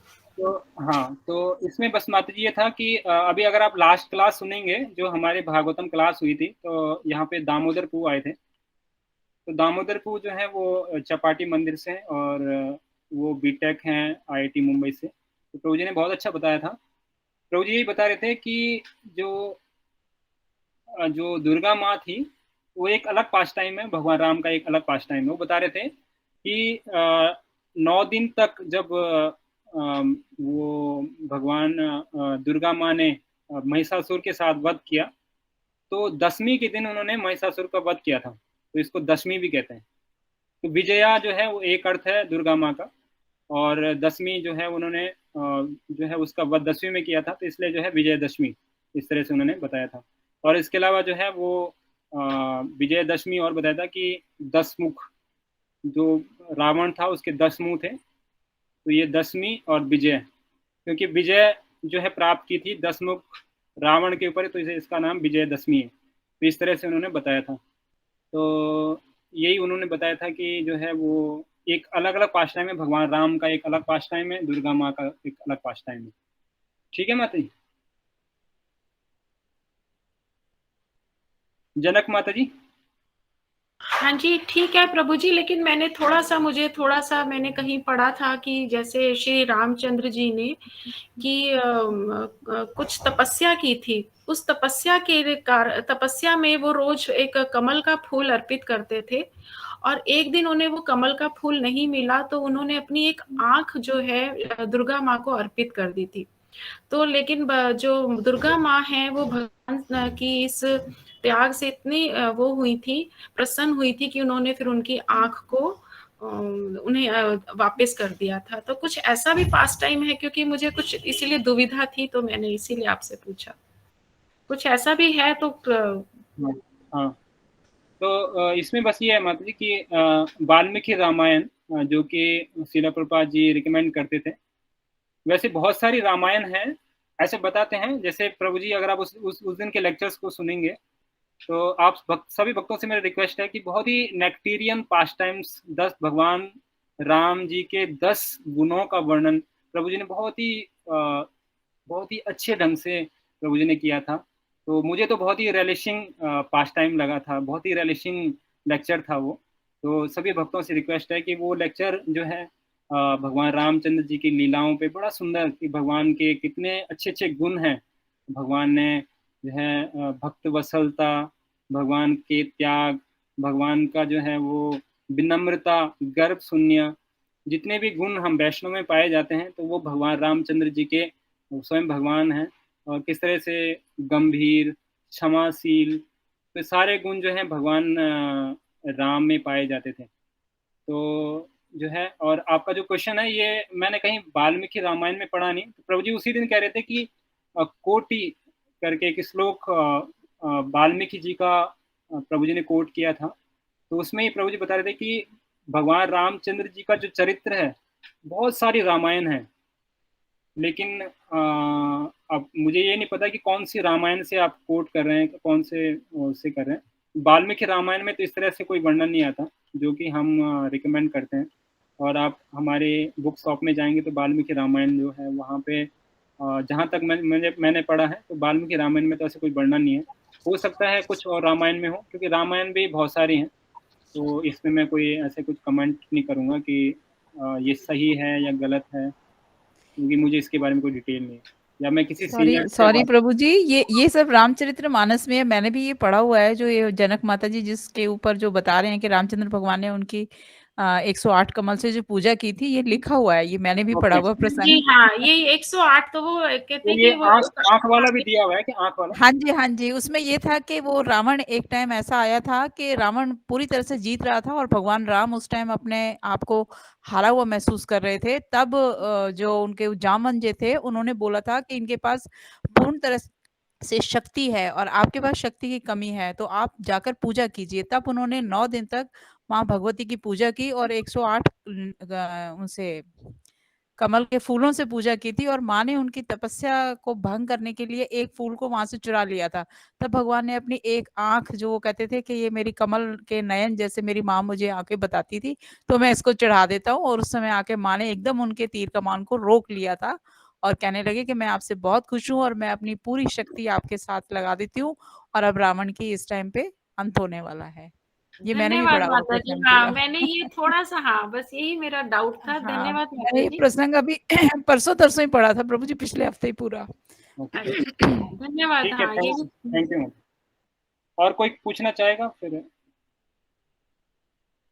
किसी का और कोई डाउट्स है या कोई क्लेरिफिकेशन है? यस रूमा माता जी, आप कुछ पूछना चाहेंगे? प्रभु जी, पता नहीं प्रश्न उचित है या नहीं है, मैं ये पूछना चाह रही हूँ, जैसे अभी आपने गोपियों के बारे में बताया, तो उनको तो ये ज्ञान नहीं था कि भगवान कृष्ण जो है वो भगवान है। किनके बारे में? आपने गोपियों के बारे में बताया, गोपियों। उनको तो ये ज्ञान नहीं था कि भगवान कृष्ण भगवान है, तो फिर उनके प्रेम को क्यों सबसे ऊपर माना जाता है? उन्होंने तो भगवान समझ के उनसे प्रेम नहीं किया, उन्होंने तो एक ग्वाला था या उनको एक अट्रैक्टिव लगा, एक लड़का था उनके लिए, तो फिर इसको हम किस तरह से समझें? थोड़ा सा मैं जानना चाहती हूँ। हरे कृष्ण। तो वास्तविक रूप में माता जी जो प्रेम की परिकाष्ठा है, सबसे पहले हमें वो समझना पड़ेगा। भगवान के जो भक्त हैं, आप वृंदावन में जाएंगे तो वृंदावन में जो है वो ऐश्वर्य नहीं है, वहां पे क्या है? माधुर्य है, तो वात्सल्य है। और जहाँ पे ऐश्वर्य आ जाता है तो ऐश्वर्य से क्या होता है? वो माधुर्य ढक जाता है। जैसे जब यशोदा माता अगर भगवान को ये समझे कि मेरा जो लाला है वो पूरी सृष्टि का मालिक है, तो वो उसको जो है वो वात्सल्य के रूप में नहीं सेवा कर पाएगी। समझ रहे हैं मैं क्या कह रहा हूँ? समझ रहे हैं रूमा माता जी, आप समझ रहे हैं? तो वो वात्सल्य के रूप में उसकी सेवा नहीं कर पाएगी। वो ये समझेगी कि मेरा लाला है, इसको भूख लगी है। वो ये क्या समझेगी? ये तो पूरी सृष्टि का मालिक है ना, अभी इसको कैसे भूख लग सकती है? और जो है अनंत कोटि ब्रह्मांड जो है इसके जो है वो नाभि कमल से निकल रहे हैं, और जो है वो ब्रह्मा जी की उत्पत्ति इसी से हुई है। तो भगवान क्या करते हैं कि अपनी शक्तियों के माध्यम से जो है अपने ऐश्वर्य को ढक लेते हैं। जैसे भगवान ने जब अपने बलराम जी ने कहा कि इसने मिट्टी खाई है, तो मम्मी ने कहा कि आप मुंह खोल के दिखाओ। जब मुंह खोला तो क्या देखा कि सारे ब्रह्मांड स्वयं जो है वो यशोदा माता क्या उनके मुंह के अंदर। तो यशोदा माँ जो है वो पूरी तरह बिबल्डर होगी। उसने अपने आप को भी उसके अंदर देखा, सारे ब्रह्मांड को देखा, वो बिबल्डर होगी। वो कह रही कि ओहो, मैं तो अपने आप को शरीर समझ रही थी, मैं समझ रही थी नंद महाराज मेरे जो हैं वो हस्बैंड हैं, ये मेरा पुत्र है, लेकिन ये तो भगवान है। फिर भगवान ने उसी समय क्या किया, वो मेरी लीलाओं में आनंद नहीं हो पाएगा, तो भगवान ने उसी समय क्या किया, योग माया के द्वारा जो है वो सारी शक्तियों को आच्छादित करके और फिर भगवान उसको भुला लिया। तो उसी तरह से माता जी जब ऐश्वर्य ज्ञान आता है तो भगवान जो है वो अपनी लीलाओं के माध्यम से पास टाइम जो है वो आगे नहीं बढ़ा पाते। तो उसी तरह से गोपियों का जो प्रेम था, गोपियां जो है वो उनको भगवान की तरह नहीं मानती थी। वो क्या करती, वो ये मानती थी कि ये जो है, जो ये कृष्ण है, वो जो है एक उनको एक प्रेम का एक आदान प्रदान था उनके प्रति, और वो एक माधुर्य प्रेम था। और वो ऐश्वर्य, उनको ये नहीं पता था कि ये भगवान है, उनको ये पता था कि भगवान कृष्ण जो है वो जो है वो पूर्ण पुरुषोत्तम है, और पूरी जो है वो जो है वो प्रेम के आगार हैं, इनमें ही सब कुछ इन्हीं के अंदर है। और जब ये माधुर्य प्रेम की परिकाष्ठा है, तो इसको हम जो है जो अभी हमारे अंदर रजोगुण तमोगुण अभी भरा हुआ है, इसको हम इस माध्यम से अभी नहीं समझ पाएंगे। ये प्रेम की जो परिकाष्ठा है ये बहुत ही ऊंची है। तो अभी हमारे लिए बस ये है कि हम ऐश्वर्य ज्ञान के माध्यम से, एक बार इस देश रुक्मणी कृष्ण जी का लेक्चर हुआ था, तो प्रभु जी कह रहे थे कि जो ब्रज की गोपिकाएं हैं उनके लिए जो है वो ऐश्वर्य जो है वो माधुर्य, क्योंकि माधुर्य भाव में है, जब ऐश्वर्य होता है तो वो ऐश्वर्य क्या करता है, माधुर्य को ढक लेता है। और हमारे लिए क्या है, हमारे लिए जो है वो अभी माधुर्य तो हमारे अंदर है नहीं, तो हमें ऐश्वर्य के माध्यम से क्या है, हम अपनी भक्ति कर पाते हैं।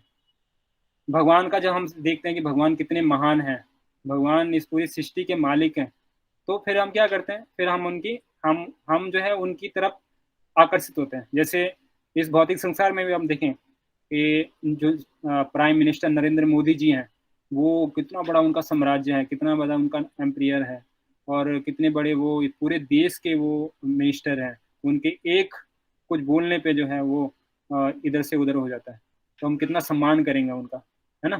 तो उसी तरह से जब हम भगवान के ऐश्वर्य को समझते हैं कि भगवान कितने महान हैं, कितने अनंत कोटि ब्रह्मांड जो है उनके छिद्र से निकल रहे हैं, और कितने अनंत कोटि एक ही सांस में वो पूरे सृष्टि को जो है वो छोड़ते हैं और एक ही सांस में वो ले लेते हैं।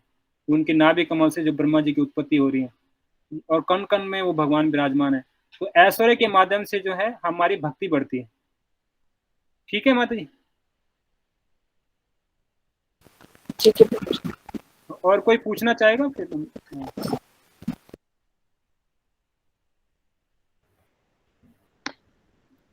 ठीक है, आगे चलें। तो और कोई पढ़ना चाहेगा? नीलम माता जी, और कोई पढ़ना चाहेगा?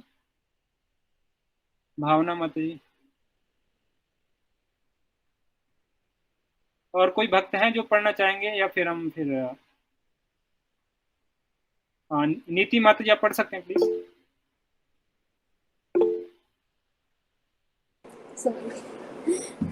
हरे कृष्ण प्रभु। एक अन्य गोपी ने कहा कि जब कृष्ण तथा बलराम अपनी बांसुरी बजाते हुए और समस्त राशि से मित्रता स्थापित करते हुए वृंदावन के जंगल से होकर निकलते हैं तो प्रत्येक वस्तु आश्चर्यजनक लगती है। जब वे अपनी दिव्य बांसुरी बजाते हैं तो जंगल के चलते प्राणी चकित होकर अपने कार्य रोक देते हैं और वृक्ष तथा वनस्पति जैसे अचर प्राणी आनंद से झूम उठते हैं। कृष्ण तथा बलराम की दिव्य बांसुरियों की धुनों की ये आश्चर्यजनक प्रतिक्रियाएं हैं। कृष्ण तथा बलराम सामान्य ग्वाल बालों की तरह एक मिनट बस, सॉरी, थैंक यू माता।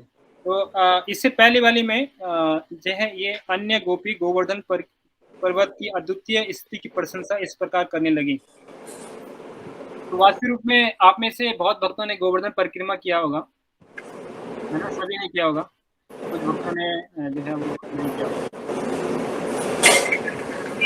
नीति माता जी आप कर सकते हैं प्लीज। हाँ, थैंक यू। तो हम सोच रहे हैं कि हिज ग्रेस करुणा चंद तो मुझसे कह रहे थे कि हम जो है वो प्लान कर सकते हैं। कार्तिक मंथ आ रहा है, कार्तिक मंथ में भक्तों को जो है गोवर्धन परिक्रमा या वृंदावन धाम जो है वो कर सकें। तो अभी जो है 5:15 हो गया, तो मैं ये सोच रहा था कि हम यहीं पे स्टॉप करके थोड़ा कार्तिक की महिमा के ऊपर चर्चा कर लेते हैं।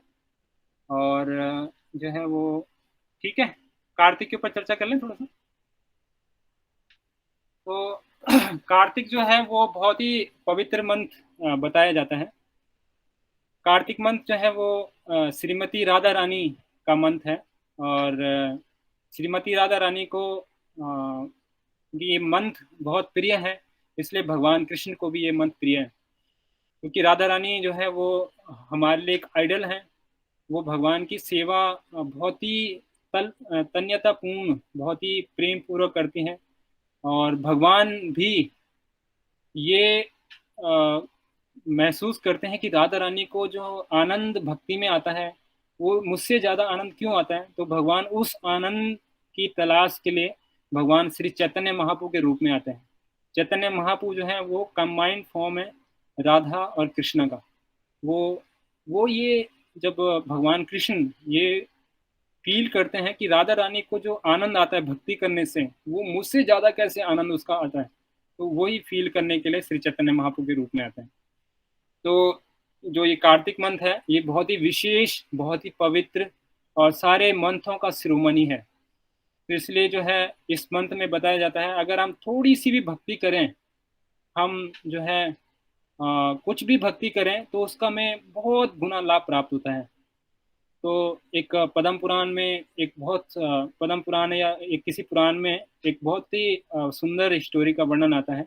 एक बार एक चूहा था। तो चूहा क्या हुआ कि चूहा जो है वो एक बार भगवान विष्णु का एक मंदिर था उसमें जाता है, और उसमें क्या देखता है कि जो है वो ये जोत जल रही है, और जोत जल रही है तो जोत उसमें घी लगा हुआ था। तो वो चूहा क्या देखता है कि घी है, तो उस नेचुरल घी से बड़ा आकर्षित हो जाता है चूहा। तो घी खाने के लिए जब जाता है, तो जब घी खाने के लिए जाता है तो घी खाने से क्या होता है कि उसकी जो मूछ होती हैं वो भी जो है वो उससे जल जाती हैं, मतलब अग्नि से जल जाती हैं। तो बड़ा वो तड़पड़ाता है और बड़ा चिल्लाता है, और उस वजह से क्या होता है कि उसकी मौत होती है। और जब वो मौत हो रही होती है तो वो बड़ा उछलता कूदता रहता है, क्योंकि उसकी जो है वो मुंह जल रहा होता है। तो भगवान क्या देखते हैं कि भगवान ये देखते हैं कि देखो ये तो मुझे जो है वो जो है मेरी तरफ मुझे जो है आरती कर रहा है। तो जब भगवान ये देखते हैं तो भगवान क्या करते हैं उसको अपने उसका शरीर, भगवान जब वो शरीर छोड़ता है तो भगवान क्या करते हैं अपने उसको धाम की प्राप्ति करते हैं मात्र ये करने से। तो ऐसे बताया जाता है कि इस कार्तिक मंथ में, वैसे तो हमें जो पंचांग भक्ति है, वैसे सूर्य रूप गोस्वामी द्वारा 64 भक्ति का 64 भक्ति के वर्णन किया गया है, 64 भक्ति के विधियों का। लेकिन हमें जो 5 विधियां हैं मुख्य तौर पे, उसमें जो है वो नाम संकीर्तन, भागवत श्रवण, मथुरा वास, श्री विग्रह सेवा और साधु संग, तो ये 5 जो है, और धामवास, तो ये 5 जो है ये बताया जाता है कि ये भक्ति का जो है वो टॉप मोस्ट एक फाउंडेशन है। सबसे पहले है नाम संकीर्तन। तो हर भक्त को प्रयास करना चाहिए कि कार्तिक में एटलीस्ट, अभी ये 20 अक्टूबर से शुरू हो रहा है, तो आप देखेंगे कि हमारे मंदिर में, अभी आप आएंगे अगर मंदिर आए, जैसे रूमा माता जी अगर आजकल आई होंगी मंदिर, या कोई भी जनक माता जी, तो आपने देखा होगा कि मंदिर कितना सुंदर सजा हुआ है पूरी लड़ियों से, और बहुत सुंदर भगवान का मंदिर सजा हुआ है। नीति माता जी आप आए थे मंदिर? हाँ, आपने देखा होगा कल आए। हाँ, तो आपने देखा होगा मंदिर कितना सुंदर सजा रखा है। तो इसका यही उपदेश है कि हम ज़्यादा से ज़्यादा लोगों को, जो कि बद्ध जीव हैं, जो कि भगवान को भूल चुके हैं, उनको भी भगवान की भक्ति से जोड़ सकें। और इसलिए जो है वो, क्योंकि ये मंत्र जो है राधा रानी को प्रिय है तो भगवान कृष्ण को प्रिय है, तो केवल भगवान के आगे जोत दिखाने से हम जो चूहे को उत्तम गति प्राप्त हुई वो हम प्राप्त कर सकते हैं। तो इसलिए मुझे सभी भक्तों से मेरी रिक्वेस्ट है कि इस मंथ में विशेष करके वो भगवान को, श्री राधा दामोदर, यशोदा दामोदर जी को जोत जरूर दिखाएं। तो अगर कोई मंदिर आ सके तो यहाँ पे दामोदर अष्टकम का पाठ होता है, तो वो अपने घरों में भी दामोदर अष्टकम का पाठ कर सकते हैं। और दामोदर अष्टकम पाठ जो है वो आपको हमारी बुक शॉप में मिल जाएगा, या अगर आपको ऑनलाइन सर्च करना है तो वो आपको जो है वो उसका लिंक मैं आपको जो हमारा ग्रुप है कृष्णा बुक उसमें भेज देंगे, ठीक है। दामोदर अष्टकम जो है वहाँ से मिल जाएगा। तो आप भक्तों से रिक्वेस्ट है कि रोज आप दामोदर अष्टकम पढ़ सकते हैं और जो है वो और भगवान को दीपदान कर सकते हैं। इसके अलावा हमें प्रयास करना चाहिए कि हमें जो अच्छी लगती हैं जो चीज़ें उनका भी हमें त्याग करना चाहिए। हमारे स्टॉप क्लास में एक भक्त हैं, उन्होंने क्या किया, 1 महीने तक उन्होंने ये निश्चय किया कि मैं जो है एंड्रॉयड फ़ोन का यूज़ नहीं करूँगा। बहुत सारा डिस्ट्रैक्शन करता है एंड्रॉयड, इतने सारे मैसेजेस आते हैं, ये करता है वो करता है। तो उन्होंने एक महीने तक जो है इसका किया। तो जो जिसको लगता है, कुछ लोग क्या करते हैं जो है वो पर्सनली जो है वो स्वीट छोड़ते हैं, इस मंथ में स्वीट नहीं खाऊंगा, जो अच्छी चीज़ें लगती हैं।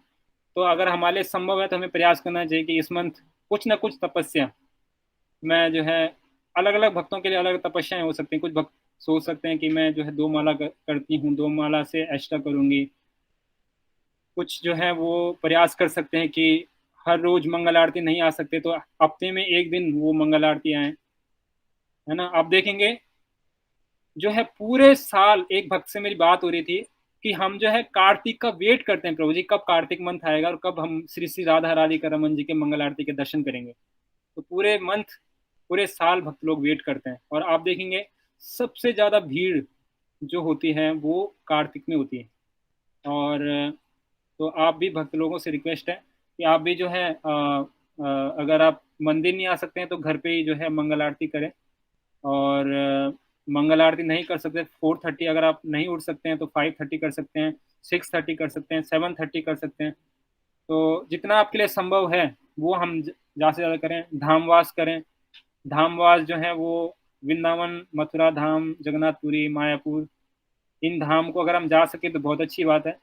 नहीं तो शिला प्रपात जी कहते हैं कि जो मंदिर है वो भी धाम है, क्योंकि यहाँ पे देखेंगे आप धाम में क्या होता है, भगवान के जो है गुणों का वर्णन होता है, भगवान वहाँ पे विराजमान होते हैं, भक्त लोग रहते हैं। तो आप मंदिर आते हैं तो क्या होता है, भक्तों के आप दर्शन करते हैं, भक्तों से आप मिलते हैं, भगवान के आप दर्शन करते हैं और भगवान का कीर्तन सुनते हैं, ये भी धाम में करते हैं, है ना। इसके अलावा जो है हम तुलसी महारानी की जो है वो आरती कर सकते हैं घर पे, तुलसी महारानी को जल अर्पण कर सकते हैं। तो मैं आप भक्तों से जो है सुनना चाहूँगा कि वो क्या क्या करना चाहेंगे, कितना उनके लिए संभव है। तो शुरू करेंगे रुमा माता जी से। माता जी बताएंगे कि क्या क्या करेंगे। कृष्ण प्रभु जी। प्रभु जी डेली दीपदान तो होगा ही होगा, उसमें एक भी दिन गैप नहीं होगा, ये कोशिश पूरी रहेगी। तो कोई अगर नोट करना चाहेगा कि नोट करना चाहेगा कोई कि माता जी क्या बोला सबके सामने। दीपदान कैसे? डेली मंदिर में जाकर के वहाँ पर दीपक होता है, उससे भगवान की अर्चना आरती की जाती है। फिर तो दीपक को वहाँ पे छोड़ देते हैं। हाँ जी, वहीं पे छोड़ देते हैं। कोई भी मतलब जैसे मिट्टी का दीपक, ऐसे कोई डेकोरेटिव दीपक, ऐसे कोई स्टील पीतल का कोई भी लेके, और हर रोज नया दीपक, हर रोज एक नया लेना होगा। तो उसका माता जी आपको मंदिर में मिल जाएगा दीपक। अगर आप मंदिर आते हैं तो ये आरती होती है 7 o'clock, 7 बजे से शुरू होती है, 7 से 7:30 रहती है।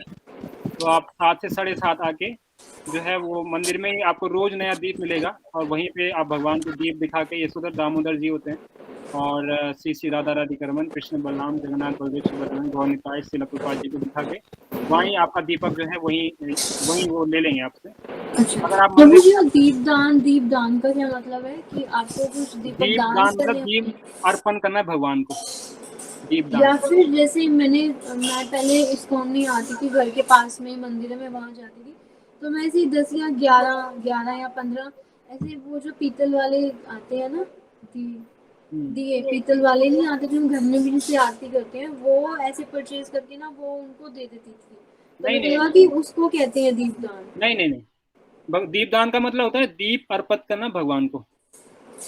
अच्छा, तो मैंने क्या किया?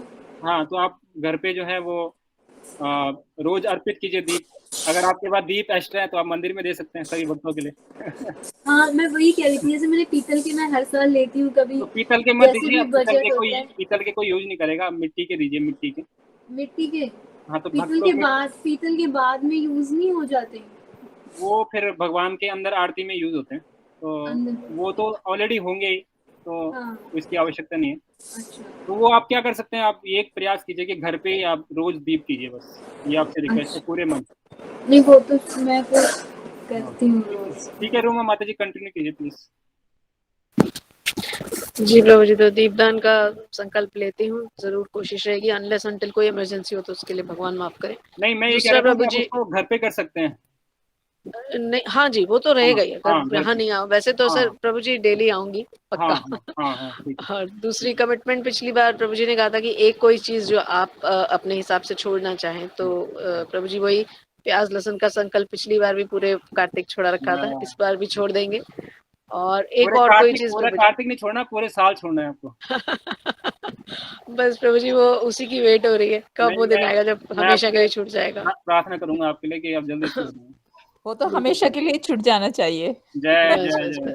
बस बस बस बस उसी के लिए कोशिश है। और प्रभु जी हाँ एक कोई और चीज भी, जैसे अभी आपने बताया स्वीट, या जैसे ऐसा कोई चीज जो पसंद हो, एक कोई ऐसी चीज भी कार्तिक के लिए छोड़ देंगे पक्का। जय जय जय। प्रभु जी ने पिछली बार कहा था कि वो लिख के देना है, तो ये लिख के दिया था, तो इस बार भी रहेगा प्रभु जी, हाँ, तो आप पूरा रहेगा। करुणा चंपा को भेज दीजिएगा। जी प्रभु तो प्रभु जी फिर आपसे पूछेंगे। जी, बिल्कुल। ठीक है, ठीक है पाठक माता जी, आप क्या करेंगे? हाँ प्रभु जी देखो, प्याज लहसुन मैं खाती नहीं हूँ, मैंने चाय का संकल्प बिल्कुल ले लिया। मैं आयुर्वेदिक चाय पीती हूँ, उस दिन आपसे हाँ मैंने बात भी की थी, हाँ हाँ, वो बिल्कुल छोड़ दिया। जी और दीपदान मैं हर साल करती हूँ, तो भगवान से प्रार्थना रहेगी, आप लोगों का आशीर्वाद रहेगा तो इस साल भी करूंगी जरूर। और धाम के दर्शन के लिए हम जा ही रहे हैं। जय जय। जगन्नाथपुरी जी और मायापुर जी, वहां जाएंगे ही जाएंगे। जी। और इसके अलावा मैंने सोचा है कि इस बार एक टाइम भोजन लिया जाए, प्रसादम ये एक तो टाइम लिया जाए। बहुत बड़ी तपस्या है। तो आप देख लीजिए आपका जो है कितना, बस ये है कि कितना आपका शरीर अलाउ करता है, आपकी एज भी है थोड़ा सा, तो हाँ बस जी। मेरा ये है कि आप अपने हिसाब से देख लीजिएगा कि ताकि प्रपात जी ये कहा करते थे कि हमें उतनी तपस्या करनी चाहिए जितने हमारे शरीर के लिए जो है अनुकूल हो। तो बस मेरा ये रिक्वेस्ट था आपसे कि आप जो है उतनी ही कीजिएगा, ताकि आप जो है उसको अपना, आपका जो श्रवण कीर्तन है ये मेन है, हाँ जी। जो आपकी हाँ माला जी। जप करना और भागवत का श्रवण करना, भागवत पढ़ना, ये इसमें हाँ जो है जी। कमी ना हो बस। हाँ जी, कार्तिक में मैं प्रभु जी 32 करती हूँ। जय जय, very nice, wonderful wonderful wonderful. ये तो सबसे बड़ी बात है, इस पे किसी ने बोला ही नहीं, जो पाठक माता जी ने बोला कि अपना श्रवण और कीर्तन बढ़ाना, तो ये सबसे इम्पोर्टेंट है। ठीक है, तो जनक माता जी आप क्या करेंगे? प्रभु जी मैं हमेशा दीपदान के लिए आती हूँ हर साल, बहुत बहुत बहुत। लेकिन इस बार मंगला आरती के लिए थोड़ा सा सोच रहे हैं, प्रयास कर रहेगा कि जय मंगला आरती में आया जाए पूरा महीना। और 20 तारीख को ये है शरद पूर्णिमा है, तो हाँ, वृंदावन जा ही रहे हैं, 20 तारीख को वृंदावन जा रहे हैं, तो वहीं पर सारी रात रहेंगे, जागरण करेंगे। बहुत बड़ी बात है। मंगला आरती के लिए प्रयास है रहेगा। प्याज लहसुन तो प्रभु जी मैं छोड़ ही चुकी हूँ बहुत सालों से।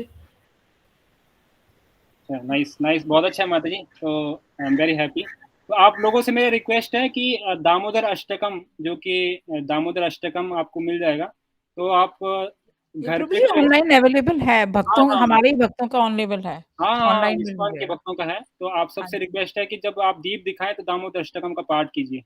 हाँ जी। ठीक है रूमा माता जी, आप भी, और सब भक्तों से रिक्वेस्ट है कि दामोदर अष्टकम दीप दिखाने के बाद और दीप दिखाते समय, तो आप जो है दामोदर अष्टकम का पाठ कीजिए।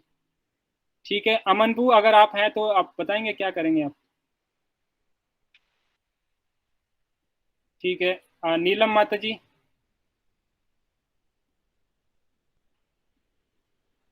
ठीक है, नीति माता जी आप बताएंगे आप क्या क्या फॉलो करेंगे?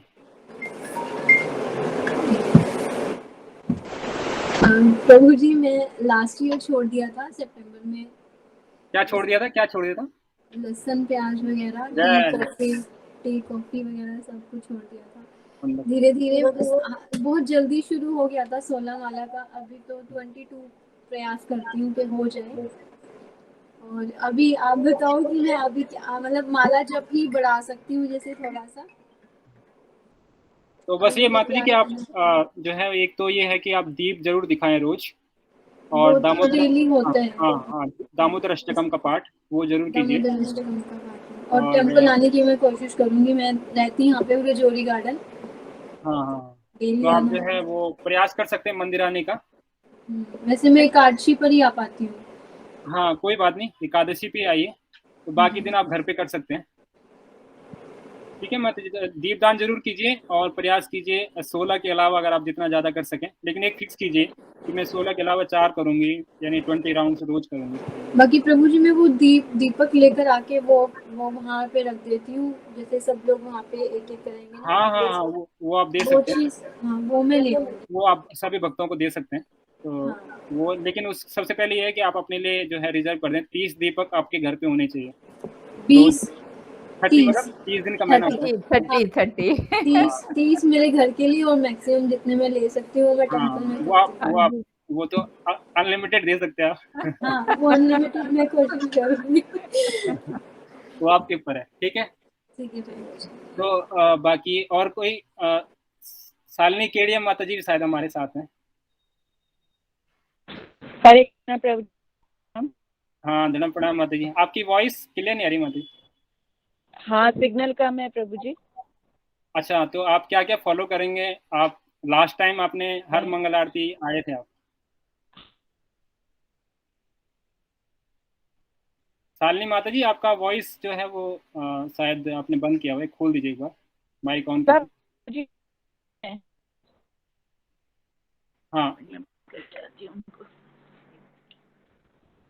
हरे कृष्णा प्रभु जी आई। हाँ बस आ रहा है, कट रहा है हाँ बार बार, ऐसा मंगला क्या है? आरती में आना है, 20 माला करूंगी और मीठा छोड़ूंगी। अभी तक तो यही सोचा है प्रभु जी। बहुत बढ़िया।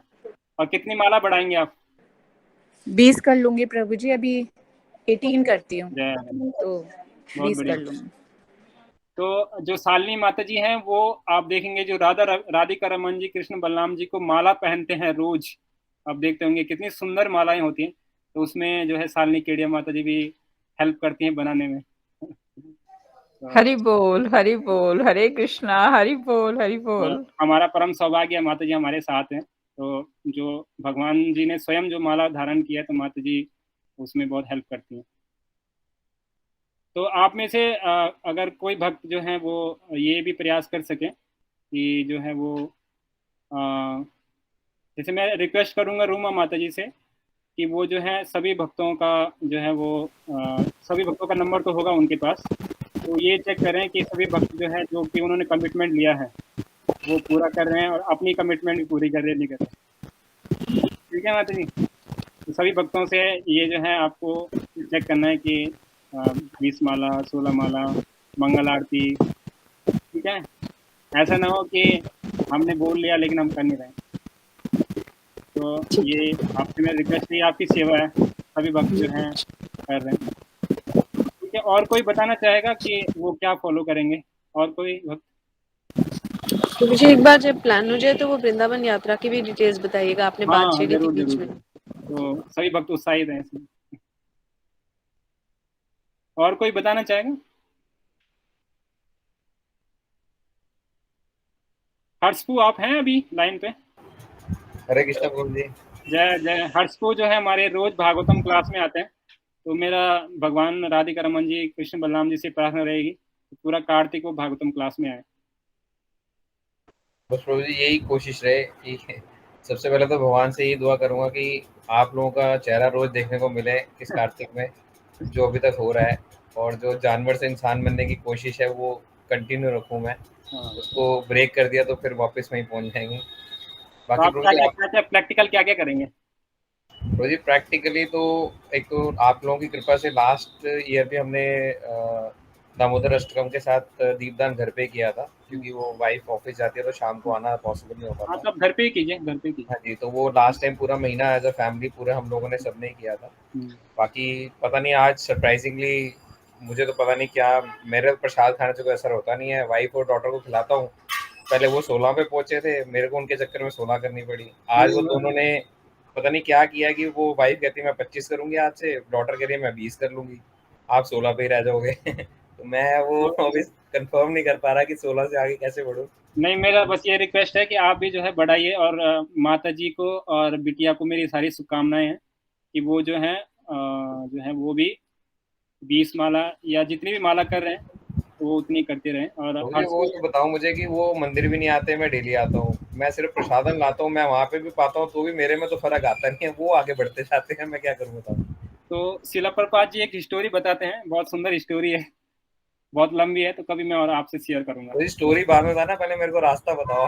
मैं क्या करूं, पहले ये समझाओ आप मुझे। बस भक्तों का संग करते रहो। देखिए मुझे अलग अलग सुकृतियां होती हैं, और अलग अलग अपने पुण्य कर्म होते हैं, अपने लिए प्रारब्ध होते हैं। तो जो है वो अलग अलग है मुझे। बहुत सारे भक्त जो हैं वो बहुत सारा प्रसाद खाते हैं, बहुत सारा जो है वो आप देखेंगे, बहुत सारे लोग जो है मंदिर भी आते हैं, लेकिन उनको कितना हमने बोला, लेकिन वो भगवान का नाम का जप नहीं करते। नहीं, बहुत ऐसे लोग हैं, एक ही बार किसी ने बोला था कि माला का जप करो, तो उन्होंने माला जप करना शुरू कर दिया, और धीरे धीरे करके जो है 16 माला पे आगे प्यार लहसुन छोड़ दिया। तो ये हमारे अपने अपने प्रारब्ध हैं, अपने अपने पूर्व कर्म है। मेरा प्रारब्ध तो ज्यादा बढ़िया उनसे कि मेरे किस्मत में ऐसे दोनों आए हैं। तो मैं हाँ, ये सही ज्यादा लकी हूँ। लेकिन हाँ, फिर भी ये है कि मतलब मैं बहुत हैरान हूँ कि मेरे को यकीन नहीं था कि वाइफ 2 माला से 16 पे पहुंचेगी या 16 से 25 पे। तो लेकिन मैं प्रसादन आप क्या करोगे प्रैक्टिकल, आप बताओ। मैं प्रभु जी पहले तो ये मैंने कहा ना कि प्रार्थना ही करूंगा कि जो कर रहा हूँ वो करता रहूँ। सबसे पहले तो ये बहुत बड़ी बात है कि डेली आना। मैं देखता हूँ कि मंदिर में वीकडेज में बहुत कम लोग आ पाते हैं, और वीकेंड में ठीक है छुट्टी होती है, बट ये भी मैं बहुत बेस्ट मानता हूँ अपने आप को कि मैं आ पाता हूँ। नहीं तो आजकल के टाइम पे लोगों को मौका नहीं मिल पाता, आना चाहते हैं लोग लेकिन मौका नहीं मिल पाता। मुझे भगवान ने मौका भी दिया है, मेरा काम भी ऐसा है कि मुझे कोई दिक्कत नहीं होती आने में। तो पहले तो मैं यही प्रार्थना करता हूँ कि मैं कंटिन्यू कर सकूँ उसको। बाकी प्रभु जी ये 16 अगर ये 20 और 25 में पहुंचा तो मुझे भी पहुंचा ही देंगे। तो बाकी मैं ये जरूर, आपका आइडिया अच्छा लगा कि अगर कार्तिक में अगर मतलब हफ्ते में 1-2 बार अगर मैं मंगला आरती में भी आ पाया, क्योंकि 5:45 तो आ ही पाता हूँ, तो थोड़ा सा और जल्दी कोशिश कर सकता हूँ तो हो जाएगा वो। तो ये मैं जरूर प्रभु जी करूँगा कोशिश की हफ्ते में 1-2 बार मंगला आरती के लिए आ सकूँ सुबह। तो मैं ही अपने आप को बेस्ट समझूंगा, तो कोशिश ठीक है, करूंगा आपका इस आइडिया पे। हरे ठीक है, कृष्ण। ठीक, थैंक यू। बाकी और कोई बताना चाहेगा? नीलम माता जी, अमन प्रभु, और कोई भक्त, और कोई भक्त बताना चाहेगा? क्या करेंगे? तो छोटा सा ही बता सकते हैं कि हम ये करेंगे। ठीक है, तो फिर हम यहीं पे विराम लें। हाँ, ठीक है। रूमा माता जी, तो सबसे आपको फॉलोअप लेना है, सभी भक्तों का नंबर है आपके पास? तो मुझे ग्रुप में जो होंगे मैं एक बार उनसे पर्सनल उनको मैसेज डाल देती हूँ। हाँ हाँ, अब सबसे मैसेज डाल दीजिए कि the auspicious month Kartik start, तो एज प्रभु जी सेड, तो इस तरह से आप डाल दीजिए, और जो है वो बता दीजिए कि जो जो आपकी साधना है इस तरह से आप पूरी करें। ठीक है, तो और बाकी किसी का और कोई क्वेश्चन है, कोई डाउट्स है, कुछ चीज़ें पूछना चाहेंगे? दामोदर अष्टकम जो है वो हम प्रयास करेंगे कि हम उस पर डाल दें, और उसका कैसे सिंग करते हैं वो भी डाल देंगे। और ठीक है। इसमें उड़द की दाल नहीं खानी ना प्रभु जी कार्तिक माह में? हाँ, ये चौथा मंथ लगा है, तो चतुर्मास में शायद उड़द की दाल हाँ जी, बंद। उड़द की दाल ही है ना? हाँ उड़द जी, की दाल, उड़द की दाल। ठीक है। थैंक यू प्रभु जी। ठीक है, नीति माता जी ठीक है? ठीक है, रुमा माता जी, नीलम माता जी, ठीक है। तो all the best for Kartik month, और जो है सभी भक्त इसमें जोर शोर से लगें, और जो है वो जो हमारा अंतिम उद्देश्य है भगवान को प्राप्त करना, वो बहुत ही आसान हो जाता है, क्योंकि भक्ति की सेल है इस मंथ में। तो हम जो भी प्रयास करते हैं हम पूरा हृदय से करें, पूरी लगन से करें, पूरी मेहनत से करें। तो जिस तरह से भगवान यशोदा माँ दामोदर को बांध रही थी, लेकिन बांध नहीं पा रही थी, तो बहुत मेहनत किया, तो भगवान को उन्होंने बांध लिया। तो उसी तरह से हम प्रयास करेंगे, जो जो हमने कमिटमेंट्स की है, मंगल आरती में आएंगे, 16 से 20 माला करेंगे, या जितने भी कमिटमेंट्स हमने की हैं, अगर हम प्रयास करेंगे तो निश्चित तौर पे जो है, जो भगवान है, जिनको अजीत भी कहा गया है, भगवान का एक नाम है अजीत, जिनको कोई जीता नहीं जा सकता, कोई जीत नहीं सकता भगवान को, तो उन अजीत को भी हम जीत सकते हैं मात्र अपनी भक्ति के माध्यम से। ठीक है। तो अगर हम भगवान की इस तरह की सेवा करेंगे और इस तरह का जो है हम जो है भगवान की सेवा करेंगे तो हम भगवान को भी जीत सकते हैं। तो सभी भक्तों ने बहुत अच्छा बताया। बस मेरी एक दो चीज़ें थी कि जो है वो जो श्रवण कीर्तन है ये बहुत ही मुख्य है। तो श्रीमद् भागवतम को पढ़ना, श्रीमद् भागवतम को सुनना और माला का जाप, इसमें सभी भक्तों से मेरी रिक्वेस्ट है इस पे जरूर फोकस करें, क्योंकि ये जो है हमारा आधार है भक्ति में आगे बढ़ने का। और बाकी जो दीपदान करना और ये तो आप करते ही हैं, ये प्लीज़ आप रोज़ कीजिए, मंगल आरती में आना ये भी आप कीजिए, लेकिन जो श्रवण कीर्तन है ये हमारा मेन है। ठीक है, ठीक है। ओके, हरे कृष्णा। जगत हरे गुरु कृष्णा श्रीला प्रभुपाद की, की जय। अनंत कोटि वैष्णव वृंद की जय।